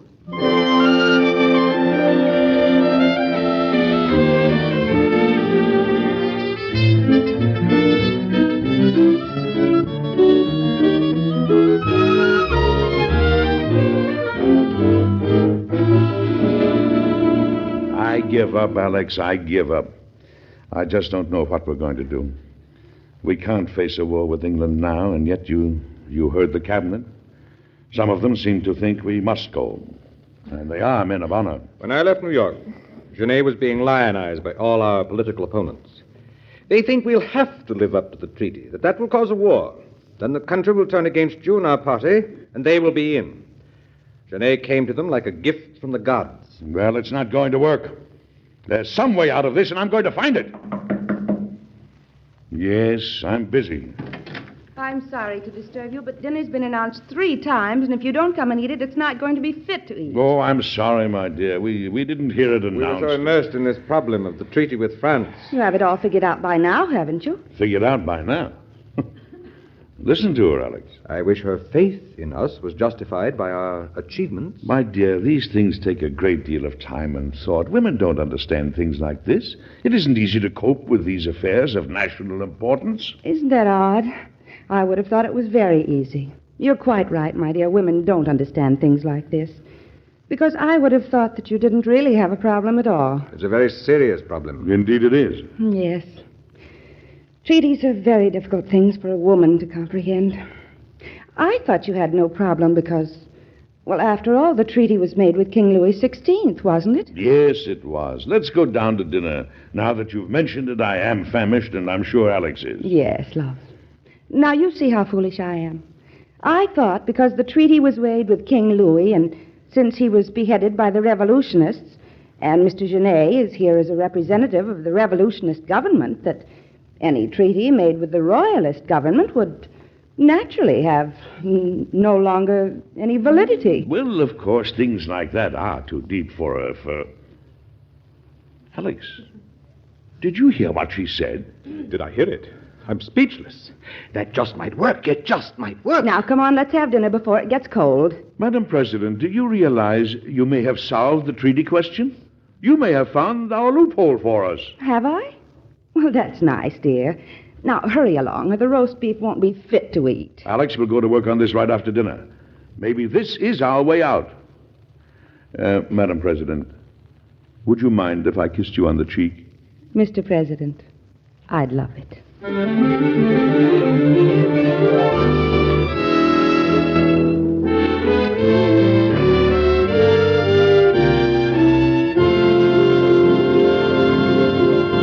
In just a moment, we'll come back to Edward Arnold and Mr. President.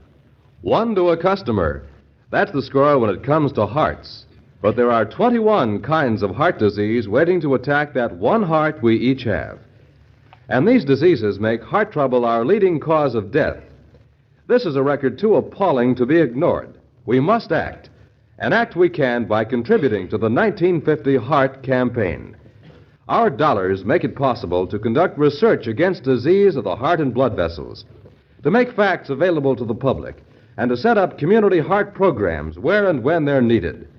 Our contributions to the Heart Campaign are the best possible protection for ourselves and for those we love. Remember, heart disease knows no class distinction. It strikes rich and poor, young and old. It's our leading death dealer. So support your local Heart Campaign.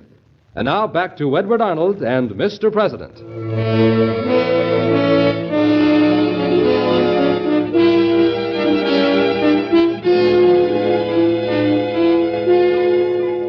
Well, have you guessed who the president was when all this happened? It really did happen, you know, so listen closely. The crisis with France smoldered and seemed about to burst into flames at any moment. The opposition newspapers screamed that the president was turning a deaf ear to the cause of liberty. People started wearing the tricolor, and public sympathy seemed to be overwhelmingly with France. The president wrote, "I believe it is the sincere wish of the United Americas to have nothing to do with the political intrigues or the squabbles of European nations, but on the contrary, to exchange commodities and live in peace and amity with all the inhabitants of the earth." The people read his words, Congress read them, his cabinet read them, tempers grew shorter and blood hot. How can we dare to turn our backs on our obligations to France, particularly in view of the fact that she is fighting for the cause dearest to the American heart, the freedom of man? The president is disgracing and humiliating our country. I think the president is right. We're in no position to go to war right now. We have no quarrel with England. England is not trying to invade France. France declared war on England. The issues were muddled. People weren't quite sure what it was all about. But the Marseillaise had a thrilling ring to it, and liberty, equality, fraternity was a magnificent phrase. They forgot that the phrase and the song meant one thing when they were the heartbeat of Frenchmen fighting for the liberation of France, and they were quite another thing sung by the French soldiers on the way to England. The president pondered all of these things in his heart, and finally he sent for Charles Genet. Well, Monsieur the President, I am happy that you find the time for me at last. Well, the issues are grave, Monsieur Genet. Citizen Genet. Citizen Genet? They take a good deal of thought. I trust you are going to live up to your treaty with France, Monsieur the President. Citizen Genet, I have discussed this problem with my cabinet at some length. In our opinion, we have no treaty with the French government now in existence. You have no treaty? You certainly do have a treaty. It is there in black and white for anyone to read. Our treaty was with the King of France. The king is dead. Your treaty was with the French government. The French government with whom we made the treaty is dead too, Citizen Genet. Monsieur, have you read the newspapers? I read them constantly, Citizen Genet. The newspapers are clamoring for support of France. They want to fight beside us against our common enemy, but you and only you stand between this country and war, Monsieur the President. Are you presuming to explain my country to me, Citizen Genet? Someone must do it. Did you not hear the gun salute that greeted me when I arrived? Did you not hear the church bells? Did you not hear the scream of the multitude? Yes, I heard them. And I thought at the time how like children they are in their enthusiasms and in their tributes. They have a common bond with the people of France, for they too fought for liberty and equality and fraternity. And because they love France, I do not intend to let them be betrayed. You are the President of the United States. Is it not your duty to do the will of the people? Yes, but it is also my duty to protect them and counsel them, which is what I'm trying to do now. You say all the people want war.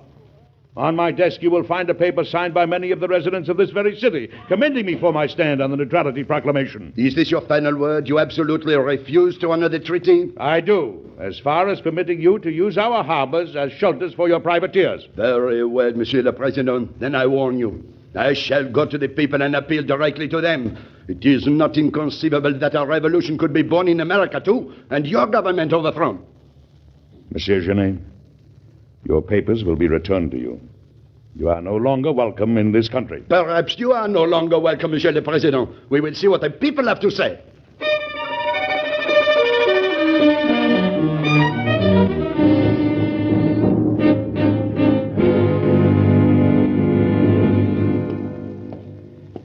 Good morning, Alex. I was hoping you'd be here early for the cabinet meeting. I want to compliment you on the series of articles you've published on the reasons for the proclamation of neutrality. I think they have done a great deal of good. Thank you, Mr. President. I've been waiting for the people to arrive with Monsieur Genet at the head of them and drag me through the streets of the city as he threatened. But so far, no one has come. No, Genet has failed to overthrow the government. But he has accomplished one thing. He has a ship ready to sail from Philadelphia in open violation of the Neutrality Proclamation. I've heard rumors about that. I think we should put up a battery, if necessary, to stop that sailing. It will never sail. Why do you say that? I just don't believe it will. Genet has ceased to alarm me. He talks far too much. And a man who talks too much is always his own undoing. I'm going to tell the cabinet today about my conversation with Genet and my orders that he return to France, and see what they have to say about that.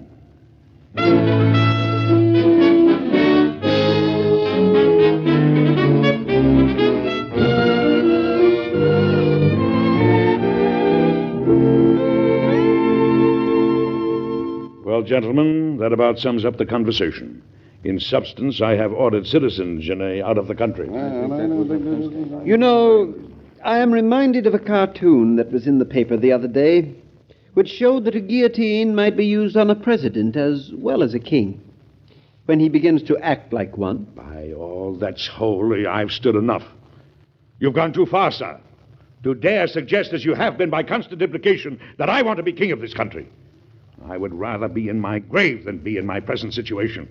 I have fought for this country, for our ideals, risked my life many times over, and was proud to risk it. When you came and asked me to be president, I refused the office repeatedly, but everyone insisted until, against my better judgment, I accepted. And now you dare suggest for one moment that I want to be king?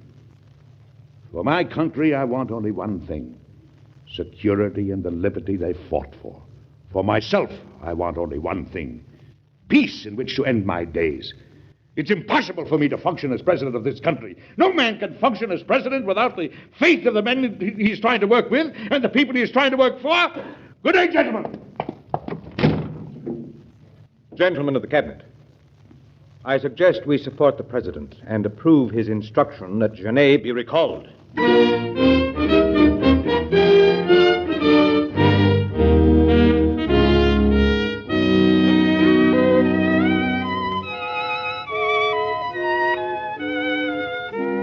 Mr. President.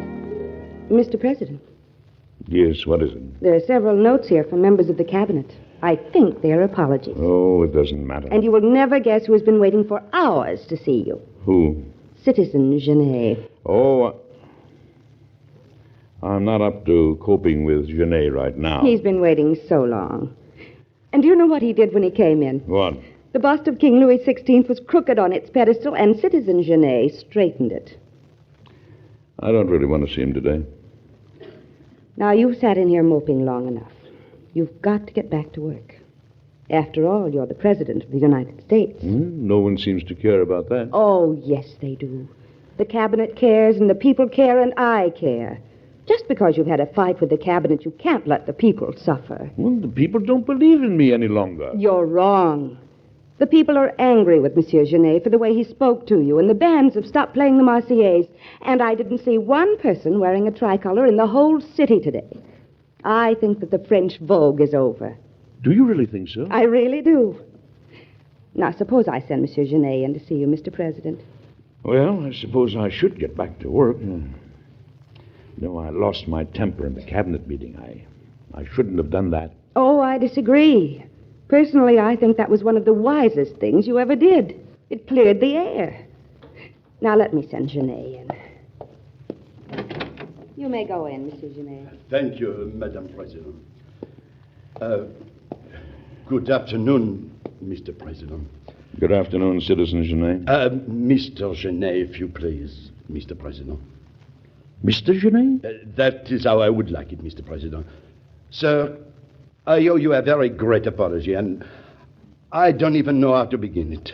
I was completely out of order to speak to you as I did. Well, now, I'm glad to hear you say that, Citizen Genet. I mean, Mr. Genet. I could never turn the people against you. I found that out. Your people love you, Mr. President. You may have political enemies, but the people are with you. I won't deny that I have been through a certain amount of suffering to find this out. Mr. Genet, you have made me very happy by telling me this. Well, then, Mr. President, in return, would you do me a very great favor? Would you permit me to remain in America? Permit you to remain? As a private citizen and as an American. Quite frankly, Mr. President, if I do go on, they will surely execute me because I have failed so completely in my mission. Oh, they will they? Ah, yes. Only in this country is a man given a second chance. Monsieur President, would you please give me one?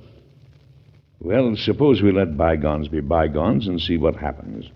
We can always use good citizens in this country. I will do my best to be a very good citizen. Then welcome to America, Mr. Genet. Thank you with all my heart, Mr. President.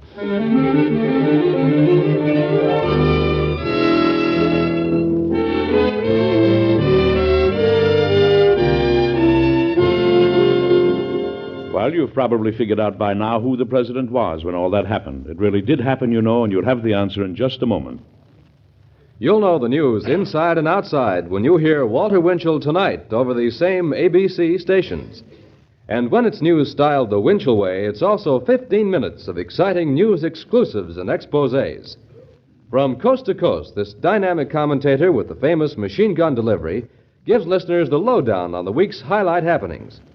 Winchell not only brings you news that's currently making history in America, he brings you news that's happening now, today, in Paris, London, Rome, and other leading news capitals of the world. So don't forget, for a forthright, vigorous commentary on the news of the week, listen when Walter Winchell reports tonight over these same ABC stations. And now back to Edward Arnold and Mr. President.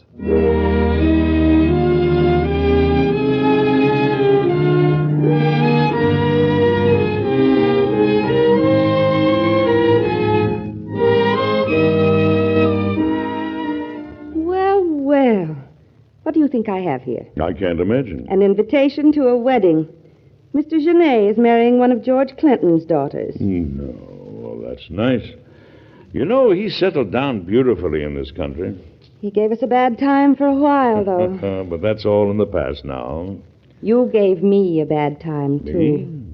I'm sure that no wife ever had a harder time convincing her husband that he was going to be first in the hearts of his countrymen, Mr. Washington.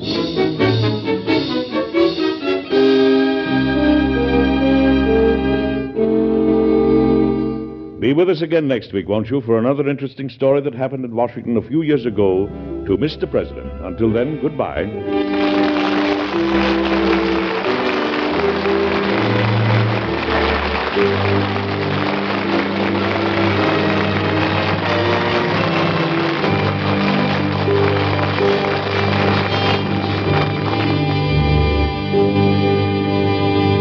This program is produced and directed by Dick Whelan. Edward Arnold can currently be seen in the Paramount picture Dear Wife. Mr. President was created by Robert G. Jennings. Today's story was based on incidents in the life of President George Washington.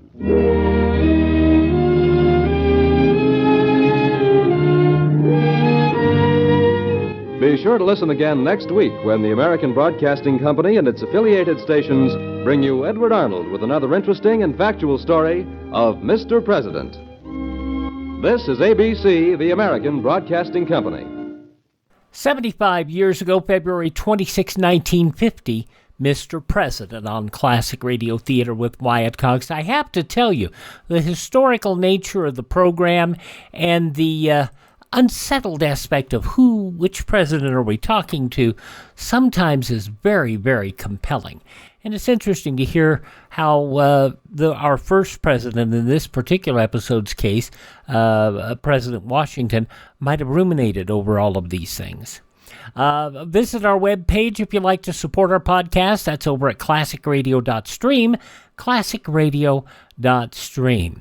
Also, leave us a note. If there's somebody you would like for us to focus on, we mentioned if there are people that you would like for us to do special podcasts on. For example, some of the best performances of Mandel Kramer, some of the best performances of some of the people from Gunsmoke. I particularly adore Howard McNear, and we've had so many situations where we can point out stuff where he's been really hilarious. In yours truly, Johnny Dollar, he's done some great episodes. Don't ask for Bob Bailey. I don't have much anything of Bob Bailey apart from the Johnny Dollar shows and the Let George Do It. I don't have many places where he had done secondary parts where we could focus on. Parley Bear, also wonderful character, and perhaps we might do some William Conrad.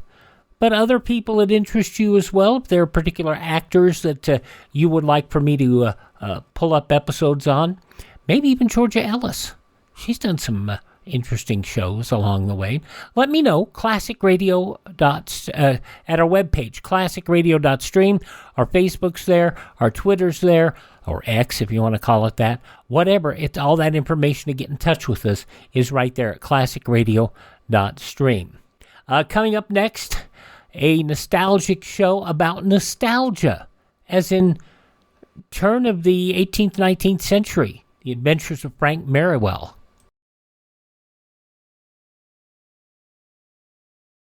Your automobile may save your life during a national emergency. It can move you out of the target area, provide shelter, communications, and carry supplies. Keep your car in good shape at all times. And coming up, another actor who maybe you might find interesting to hear some of the stuff he's done away from the shows that we do here, and that is Lawson Zerbe. This is his only starring role, or featured role, The Adventures of Frank Merriwell. This goes back 76 years, February 26, 1949.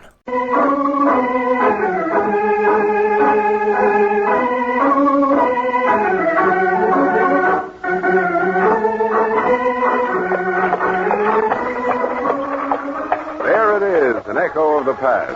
An exciting past, a romantic past, the era of the horse and carriage, gaslit streets, and free-for-all football games. The era of one of the most beloved figures in American fiction, Frank Merriwell. Merriwell is loved as much today as ever he was, and so the National Broadcasting Company brings him to radio in a new series of stories based on the famous books written by Gilbert Patton under the pen name Bert L. Standish. Today, The Unexpected Game.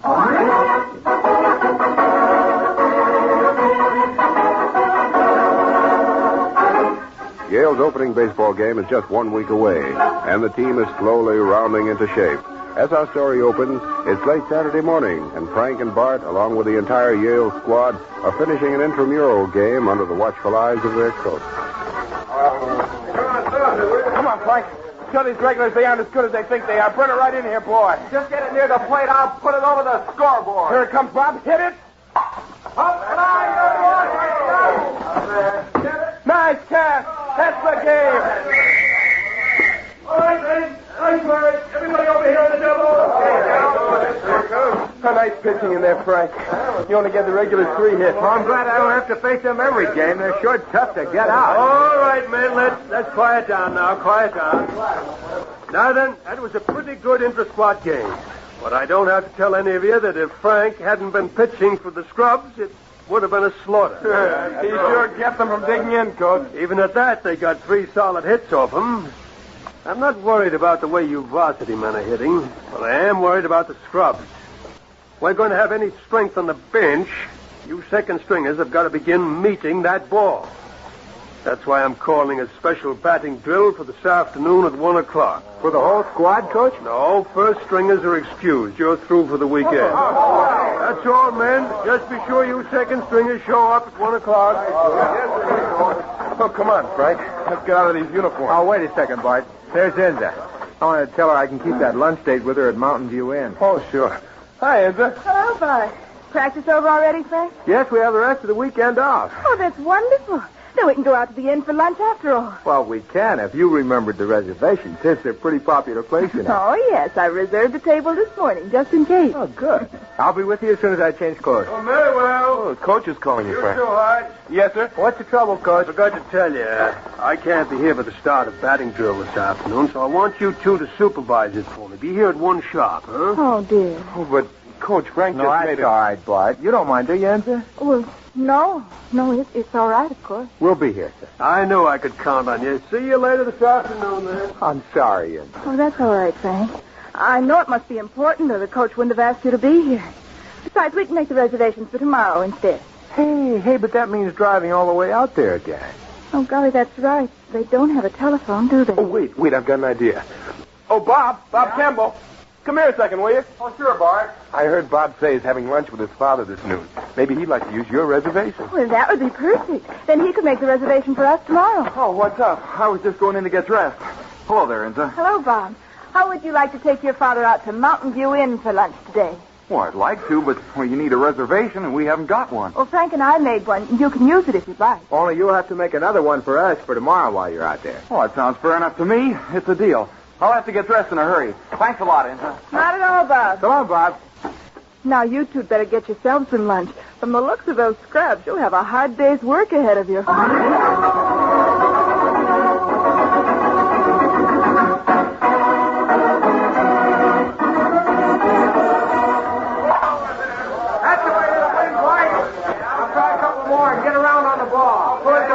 Right, Frank. Here we go. Frank! I want to see you a minute, Merriwell. Hold it, Bart. Here comes his coach. What's wrong with him? He looks worked up about something. Merriwell, look here. I just got this telegram up at the AA office. Telegram, sir? Yes, here, read it.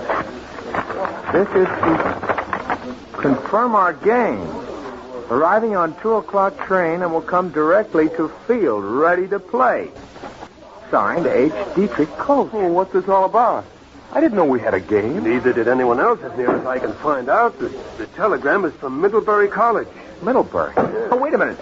Do we have a game scheduled with them at any time, Coach? I seem to remember. Well, we did have. Last year, when they came down here to play us, we held this year's date open for them. But about a month later, I canceled it. I wanted one more open date before we began our schedule. Well, then, I don't see anything to worry about, Coach. If we cancel the game, we certainly aren't responsible. Oh, wait a minute.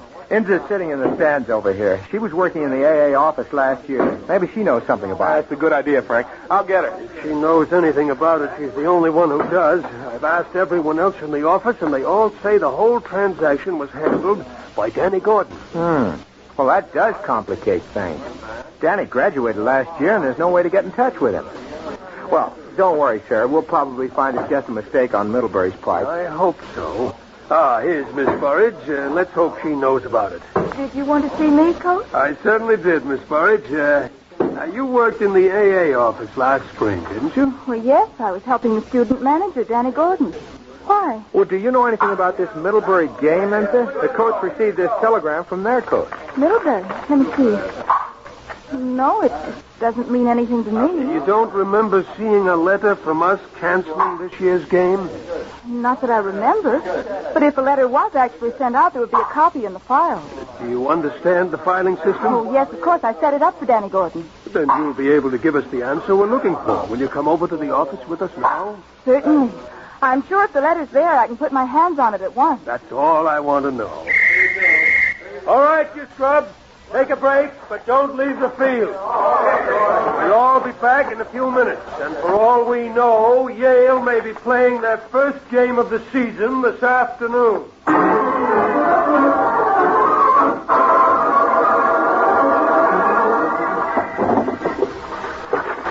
Any luck, Enza?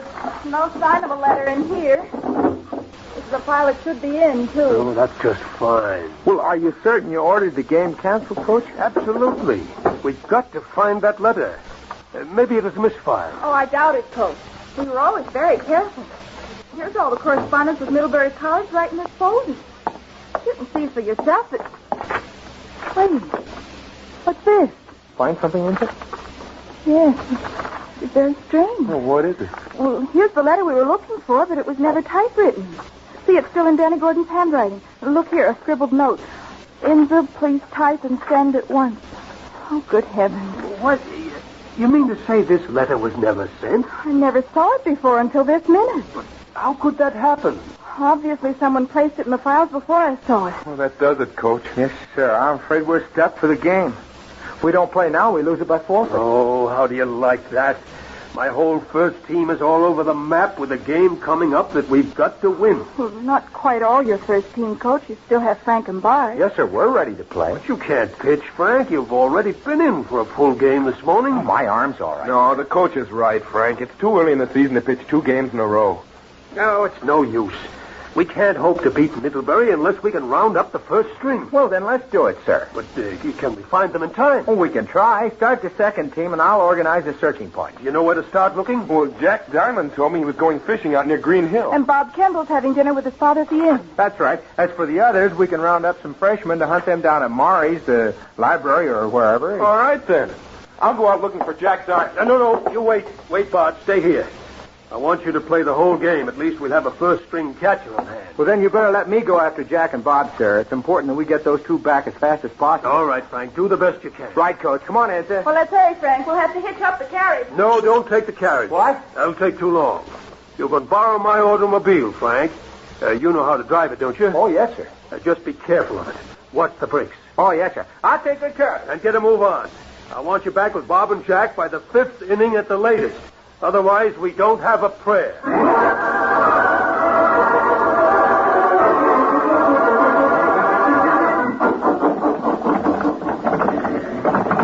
This is a shame, Frank. I feel awfully guilty about it. Well, why in the world should you? It wasn't your fault. Well, it was, in a way. If I'd only found that cancellation order in time and written the letter to Middlebury, you wouldn't be in this mess. Well, that's silly. It was Danny Gordon's fault for not giving it to you in person.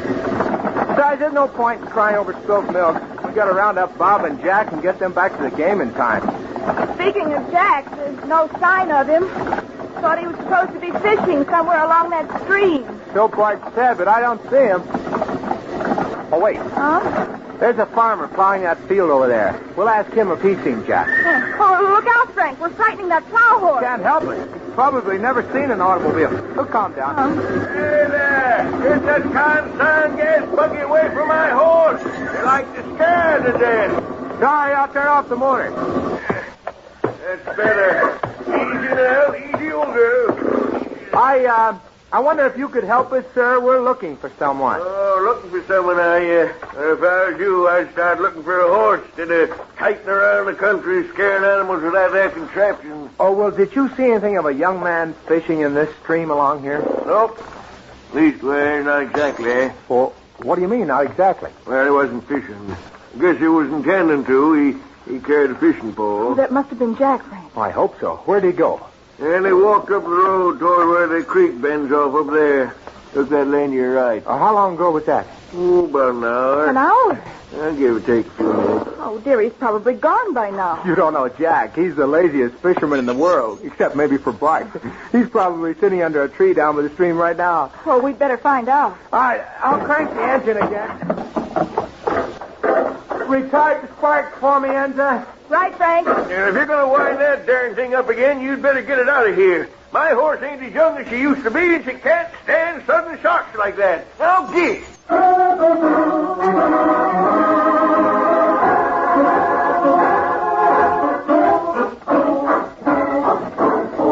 My, this old lane is rough.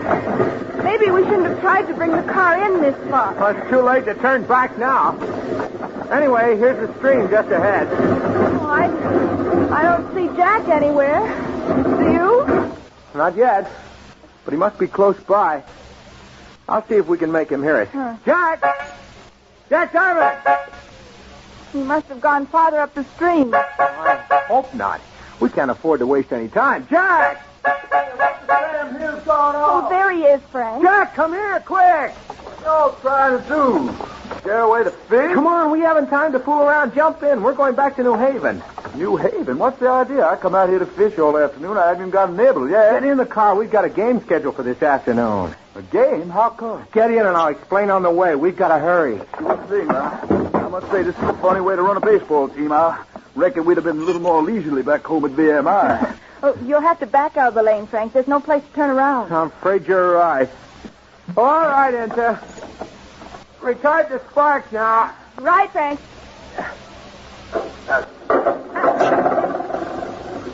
All right, hang on, everybody. It's going to be a pretty rough going backing up here. Here we go.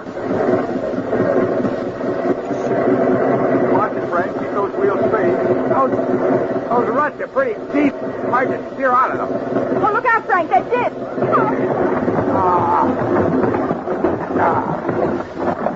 Now you've gone and done it, we're stuck. Oh, dear. What'll we do now, Frank? All right, hang on, everybody. I'm going to give her the gas and pull out of here.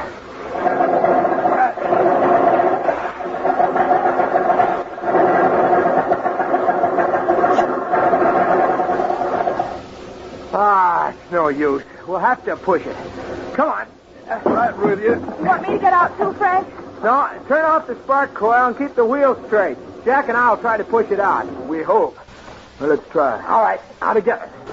1, 2, 3. Push. It didn't start. Now, come on, let's try it again. No, hold it, Jack. We'll never push it out of this ditch. It's too deep. Oh, dear, what are we going to do? Wait, I got it.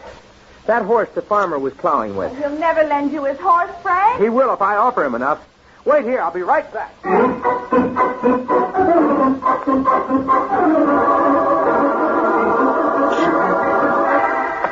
Back there, Nell. Back there. Easy, girl. Easy. Never saw such tomfoolery. Wouldn't happen if you was driving a horse like ordinary folks. That's it, Nell, girl. Easy. Here, whoa. That's fine, sir. I will hitch this rope to the rear axle. I'll make it fast. That's good enough. Now, Jack and I will push while your horse pulls. Let her go. All right, Nell. Get up there. Come on, get up there. Get up there. What's the matter, girl? What's the matter there? What happened? He won't budge an inch, Frank. Come on, girl. Get. Come on there. Oh, she doesn't put her ears back and stand there. Yeah, well, I told her it wouldn't work. This horse has got more sense than to pull a contraption like that. Can't say to blame her. We're losing valuable time, Frank. Yes, me, we better try walking back. Oh, we'd never make it. Anyhow, we've got to pick up Bob at Mountain View Inn. We got to get this car out of here. Yeah, you won't do it with my horse, mister. I can tell you that right now. I'm plumb scared of this automobile here. Of course, that's it. Just the spark again, Enza. I'm going to crank the car. All right. Oh, starting the motor won't help, Frank. The wheels only dig in deeper. Just watch. Here we go.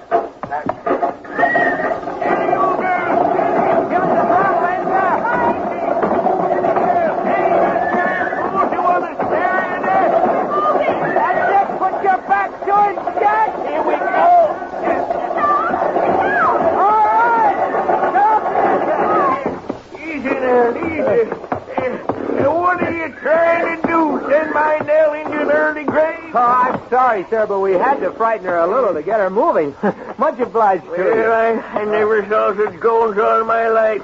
I have a good mind. And here's a little something extra for your trouble. Well, much obliged to you. Here you are, Frank. The hose is unhitched. Good. Now we've really got to hustle. Better get your animal out of the way, and we're going to crank the car again. I sure will. Come on, now.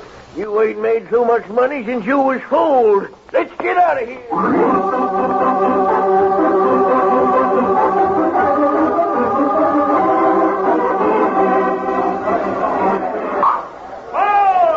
Hot fly, 100 baht. Got it? Nice work, Bart. Nice work. Oh, that's the longest third inning I ever played. I thought we'd never get the side out, Coach. 5-run rally. Well, it could be worse. We're only 3 runs behind, thanks to your home run last inning. Well, maybe we can get those back this time. Come on, Parker. Get a hit. I want my licks this inning. Look at the stance that boy takes. He'll never get one out of the infield that Here's the way. first pitch. Watch it. Oh, the idiot. Why did he swing at that one? It was way outside. Short to first. It's one away. Come on, Jennings. Get on base. Don't expect too much of Jennings. He couldn't hit a basketball. Well, maybe he'll be lucky, Coach. Here comes the pitch. Watch it, Jennings. Oh, take your base. Look at that. He was hit by the pitch. Well, it's the only way he'll ever see first base. Now maybe we can do something. Oh, Carter's up. Are you going to give him the bunt sign, Coach? What's the use? No matter what I tell him, he'd still strike out. Get your bat, Bart. It's up to you to keep this inning alive. Yes, sir. Oh, wait. Let's see this. Come on, Carter. Get the wood on it. Here it goes. What do you know? He hit it.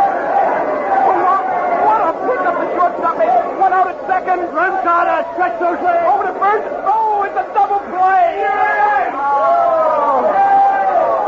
That's some rally. What can you expect? Those boys haven't got any experience. But I wish Frank and the others would get here before the game is out of reach. Oh, don't worry, Coach. If it's humanly possible, Frank will bring them back in time. He'd better, or we're in for a beautiful drubbing. All right, Bart, come on.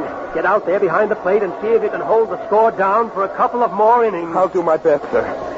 Come on, gang. Let's play a little ball for a change.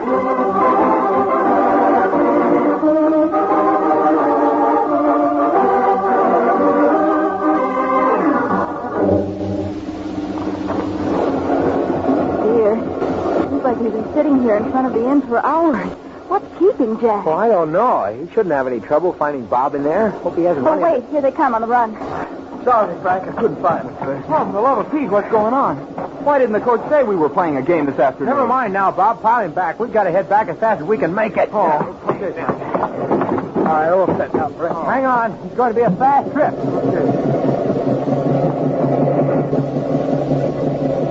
Are you heading down the big hill, Frank? It's the quickest way back. We've got to take every shortcut we can find. Boy, this buggy can sure travel.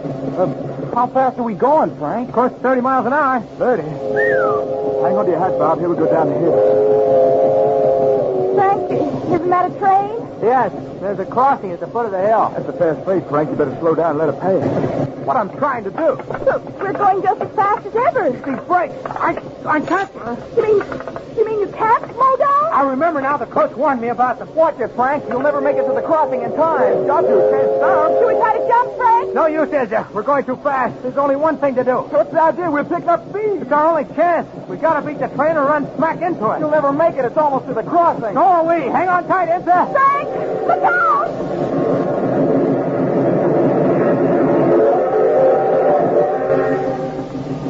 Wow. Boy, I never want to try that again.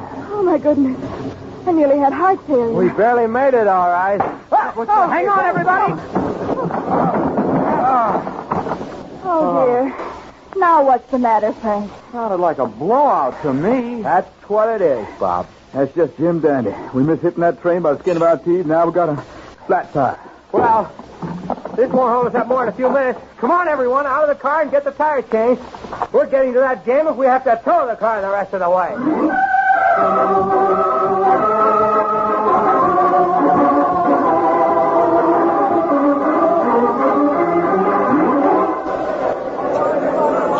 Come on, put it over the plate. He can't hit it. Let's see you go in there now.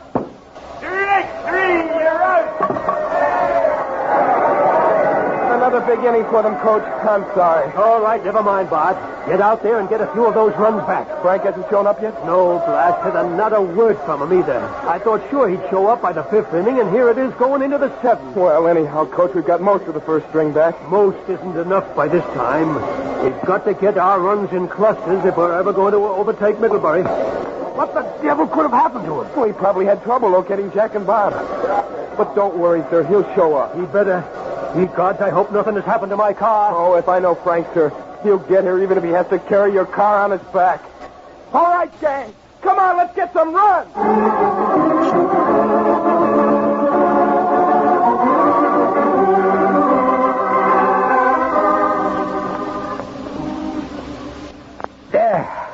There, the new tire's on. All right, Jack, lower the jack. Here she goes. Well, Frank, look. The new tire's flat, too. Oh. How do you like that? There's no air in it. Well, what about a pump? Is there one in the tool chest? Here, I'll get it. But it won't take us more than a few seconds to pump it up.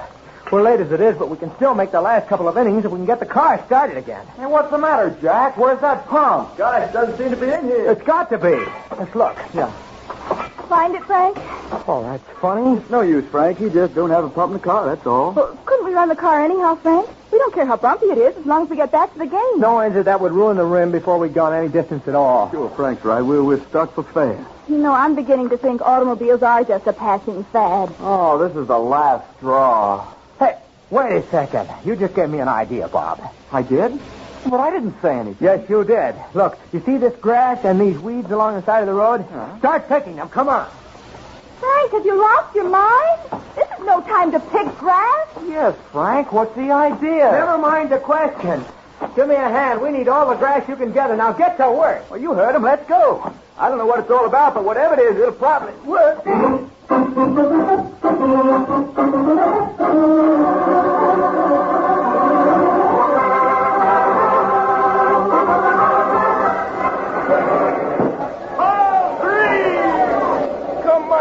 Charlie. Take it easy, boy. Make a hitter out of him. Right over here now. He can't see it. Hit it.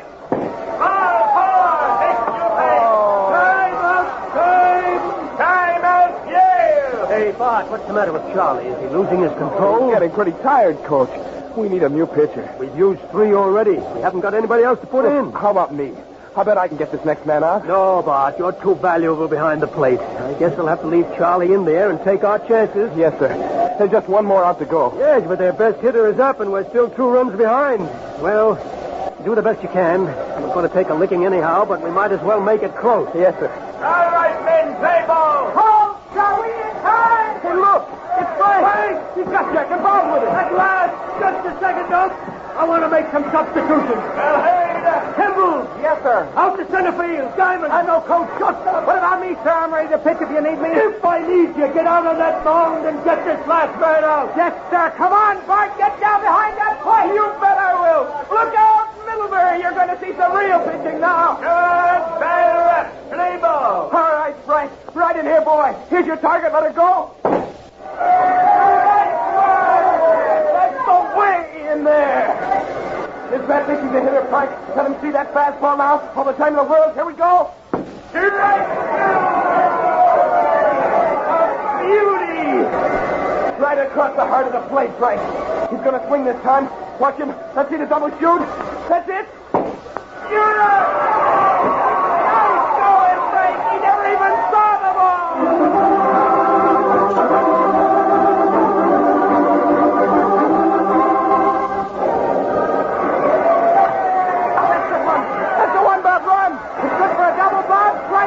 Hold it at third, Jack. Hold it at third. That's the way. Oh, now right, Bart, you're up. Get those 2 runs in if you can. It'll tie up the game. But don't take any chances. Wait for a good pitch. Yes, sir, I will. I hope he listens to you, Coach. That Middlebury pitcher's tired, too. Bart can wait him out. We'll see. Here's the pitch. That's it, Bart. Don't take any bad ones. Watch this next pitch, Bart. Here it comes. 2. Hey, Coach, are they walking Bart on purpose? It looks like it. Probably want to set up the double play. That's right. Look at the catcher. He's expecting another one outside. Wait him out, Bart.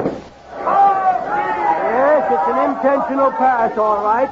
Let him pitch to you, Bart. Don't bite on any of those outside pitches. Here it comes.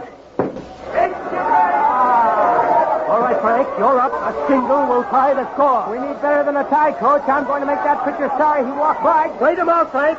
Don't go for any bad ones. All right, let's go. Come on, Frank. He's lost his control. Come on, pitch. If it's anywhere near the plate, I'm going to go for it. Look out, Frank. It's outside. Here it goes. Run it out, Merriwell. Run it out. And a boy, Diamond. Come home, Diamond. That's one of them. Come on. That man's still traveling. Come on, Bob. Come on, Bob. 2 runs. We're tied. Come on, Bart. Here comes the winning run. Oh, look at that ball roll. Take it easy, Frank. At your stuff like that, you can circle the bases on your hands and knees. On his hands and knees. Why, he even had time to do it in a coach's car.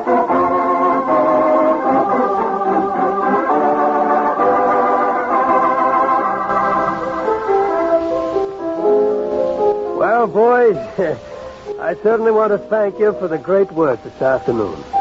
You had to do it the hard way, but you really pulled that game out of the fire. You should have seen what we went through to get here on time. I know. Miss Burridge told me all about your wild ride. Frank, I'm sorry about the brakes, but I tried to warn you. Well, it was my fault, sir. I should have paid more attention to them before I tried that big hill. Besides, Coach, it wasn't the brakes we minded so much as it was the pump. The pump? But I don't have any pump in my toolbox. Didn't I warn you about that? I guess you forgot to, sir. But don't worry, we found it out for ourselves when we got the flat. You had a flat tire on top of all the other trouble? Oh, good night. Did you wreck my car? Don't worry, Coach. Tell him, Frank. Well, sir, we were desperate, so I made everybody pick handfuls of grass, and we stuffed the flat tire with that. What? You mean you drove back that way? That's right, Bart. It was a little bumpy, but we made it. Well, that beats everything. I've heard of autos that run on steam. I've heard of autos that run on gasoline and even on kerosene. But this is the first one I ever heard of that ran on grass.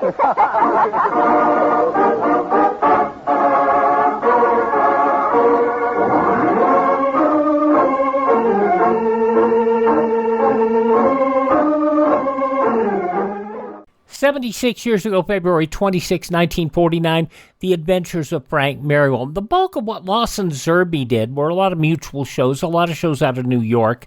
It was primarily the mystery and horror shows, such as The Mysterious Traveler, and shows of that nature. So if he's somebody you want us to look at, let us know as well. We're going to also, right now, take a look at what's going on down in Pine Ridge, Arkansas, as we see what's going on with Lum and Abner. That is next.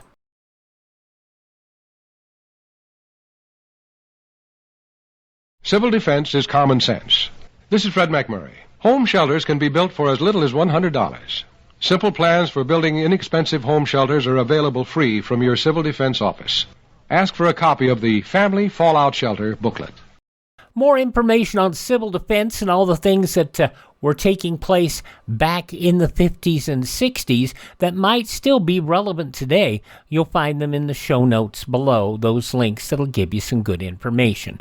We're going to go back 83 years now, February 26, 1942, as we follow what's going on with this stranger in town, Diogenes Smith, what's happening with Mousy, who is now an airplane watcher, and Lum and Abner.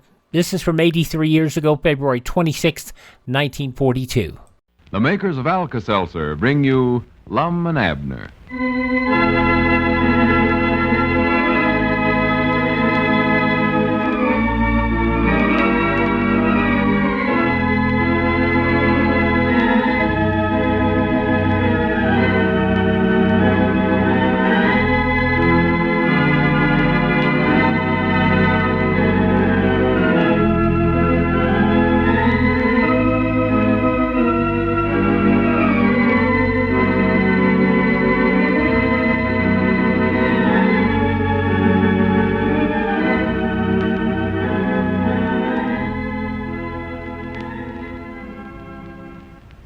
Say, folks, there's been quite a run of colds making the rounds in Pine Ridge recently.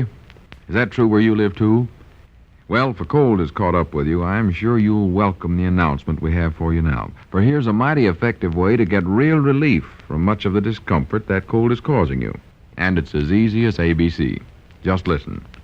A. Alka-Seltzer. Start taking Alka-Seltzer according to directions on the package just as quickly as possible.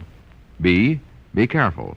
Take other common sense precautions as well. Eat wisely, dress sensibly, get more rest than usual. And C. Comfort that sore, raspy throat due to your cold by gargling with Alka-Seltzer. You just dissolve 2 Alka-Seltzer tablets in a quarter glass of warm water. Now follow this simple ABC method, and you should be more than pleased with the prompt, pleasant relief Alka-Seltzer offers. How it eases that ache-all-over feverish feeling and that dull headache a cold usually brings. Be sure to try it, won't you? But don't wait until the cold strikes before you get your Alka-Seltzer tablets. Get Alka-Seltzer right away at any drugstore. And now, let's see what's going on down in Pine Ridge. Well, Lum and Abner felt a little foolish after they doused a package of Diogenes Smith's pamphlets in water because they thought it contained a time bomb and then discovered that they had just heard an alarm clock ticking. Lum was afraid to tell Diogenes what they had done, so he delivered the wet pamphlets to the man waiting for them at the county seat. As we look in on the little community today, we find Lum, who has appointed himself air raid warden for Pine Ridge, in the Jot 'em Down store. Abner is just entering. Listen. Yeah, morning, Abner. Wonderful world. Yeah, wonderful world, Lum. I'm sorry I'm so late getting down this morning, but for the land's sakes, what you got on, a band uniform? Oh, of course not, Abner. This is an official air raid warden's uniform. Huh? How'd I look in it? Well, all right, I reckon, Lum. Except I'm feared it's a little big for you. Couldn't you get one where you didn't have to turn up the cuffs on the sleeves that way? Yeah, I don't like that so good myself, but the feller said I'd more than likely grow into it. What feller? Oh, the feller that gives out the air raid warden's uniform. Oh, feller from the Giverman, huh? Well, not exactly. Say, when Mousy comes in, tell him I want to see him right away. I got to sign him up for an official airplane watcher. Yeah, I'll tell him. Well, what feller was it if he weren't from the Giverman? Abner, don't ask so many questions. That curiosity of yours is going to get you in trouble one of these days. Well, I just want to know where you got the uniforms all. It's official. That's all you need to know. Where I got it is a military secret, I think. Oh, wait a minute. What does that say there on your cap? P-O... Don't read that, Abner. That needs fixing. P-O-R-T... Porter. Hey, Doggers, you going to be a railroad porter, too? Of course not. Well, it says on your cap there, P-O-R-T... I know how to spell porter, but I told you that needs fixing. Oh. I got to change that to air raid warden. I had to get this uniform because it's the only one they had at the at the... Second-hand store? Doggers, did you just buy that thing yourself? No, I never bought it. I rented it. Rented it? But I figured a air raid warden ought to have some kind of a uniform. And it'll look official as soon as I study up some kind of a badge to wear with it. Yeah, well, where'd you rent it, Lum? I'd love to rent me a uniform, too. Well, you can't rent one. You ain't no air raid warden. Oh. Besides, the store's clean in at the county seat. I picked this up when I went in there to deliver that last package of pamphlets for Diogenes. Oh, I see. And I hope I don't have to deliver no more pamphlets there right away, neither. Hope you don't. Oh, that feller at the depot that was waiting for the pamphlets was awful mad when he seen the package was all wet. Well, did you tell him we throwed it in a bucket of water 'cause we thought there was a bomb in it or something? Of course I never told him. Didn't want him to think I was that ignorant. Well, what'd you tell him? Well, I tried to study up some kind of an excuse. First, I was going to tell him that I got caught in the rain. Caught in the rain? Then I seen there wasn't no clouds in the sky, so I knowed he'd never believe that. No. You could have told him he was drowned. No. I thought of that, too, but when he saw me walking around the depot there, he never would have believed that, neither. Oh, no, of course not. So I told him a bridge had been washed out, and I had to ford the river on foot. What river? He asked me that same question. I just said, the river. Oh. But that weren't the worst part about it. Then he started asking how come the package got wet while I was fording the river and all my clothes was still dry. Yeah, How'd you explain that? I just told him I'd taken my clothes off and left them on the bank while I carried the package across the river. Ay, doggies, that was quick thinking, Lum. Well, then he wanted to know how I got my clothes if I left them on the other side of the river. Uh-oh, that's right, ain't it? Granny, he got me so mixed up, I don't know what all I did tell him. Well, I just hope he don't report back to Diogenes and tell him all you said. Oh, well, I ain't worried about that. He's too far away from here to do any reporting. Yeah. But don't you never tell Diogenes nothing about us throwing them pamphlets in a bucket of water. Oh, I wouldn't tell him that. If he found that out, I would be done for, sure enough. Lose my circulating manager job. Neither one of us would have a chance to win that $10,000 prize for honesty and stuff. Yeah, well, don't worry, I ain't. Wait a minute, there comes Mousy. Oh, well, good. Let me get set down at the table in the library here.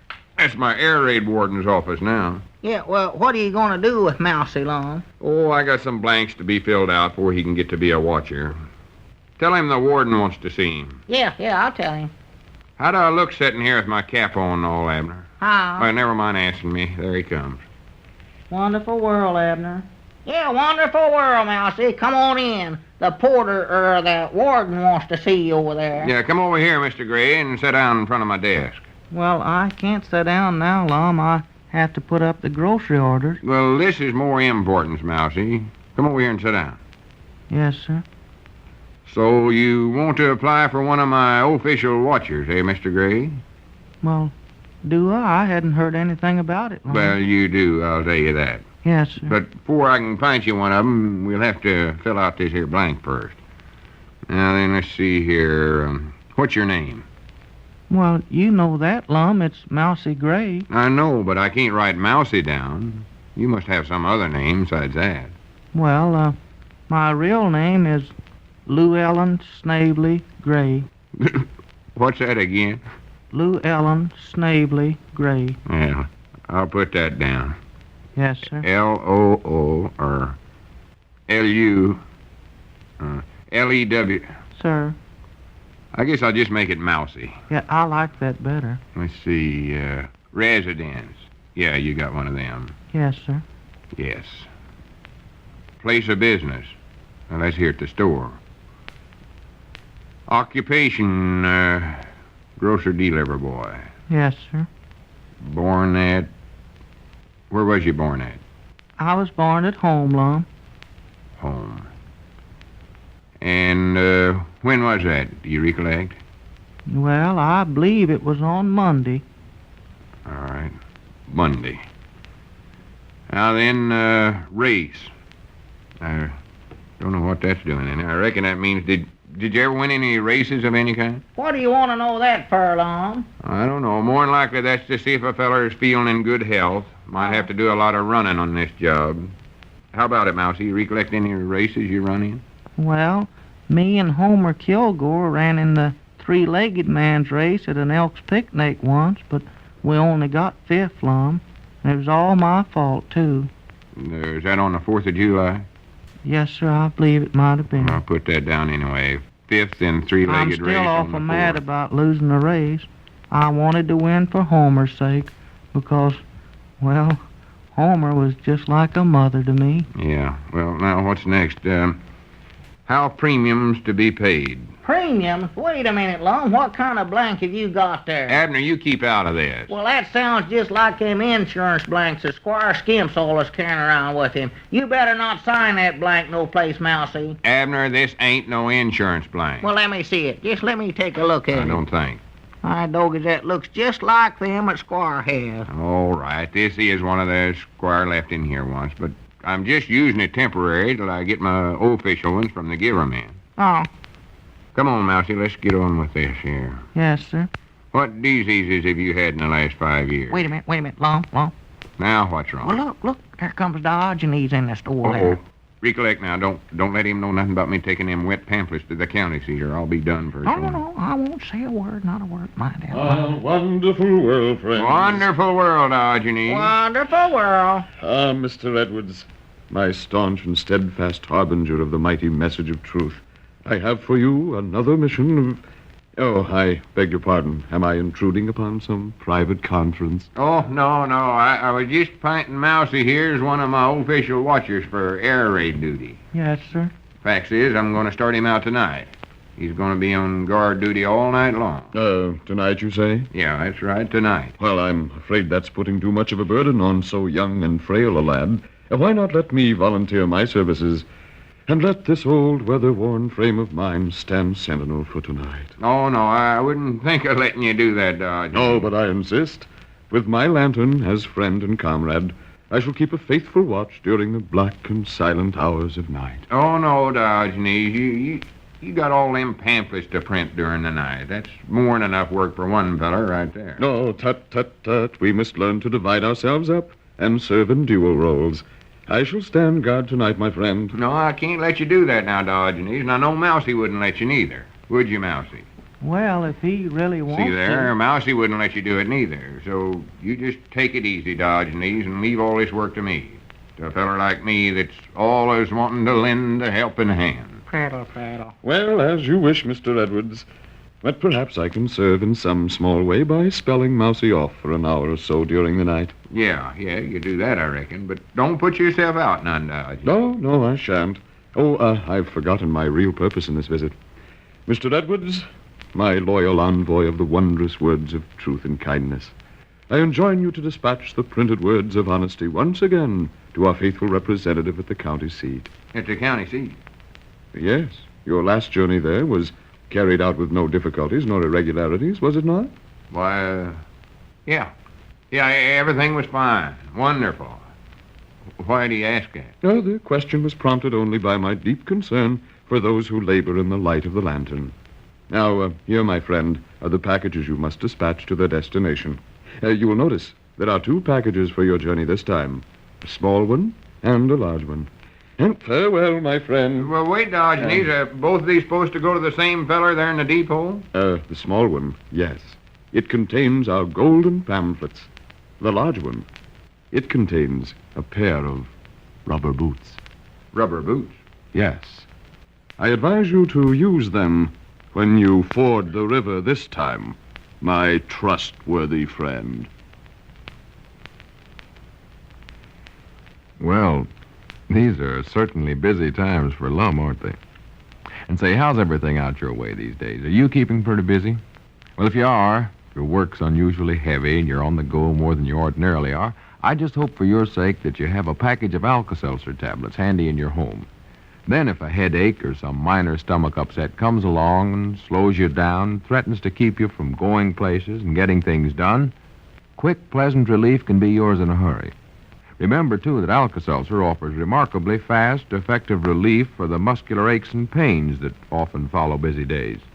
I tell you, folks, Alka-Seltzer can bring you such welcome relief for these different common ailments that you just can't afford to be without a package of these modern, effervescent tablets in your home.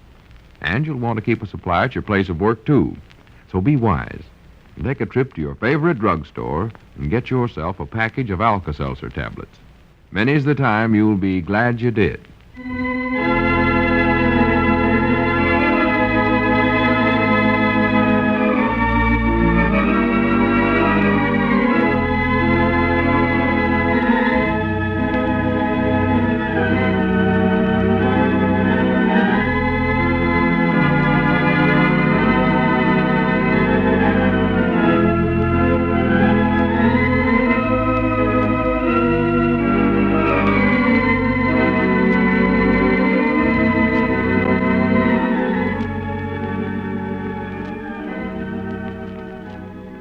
Oh, my goodness. Lum and Abner, going back 83 years, February 26, 1942, here on Classic Radio Theater with Wyatt Cox. Thank you so much for making us a part of your day.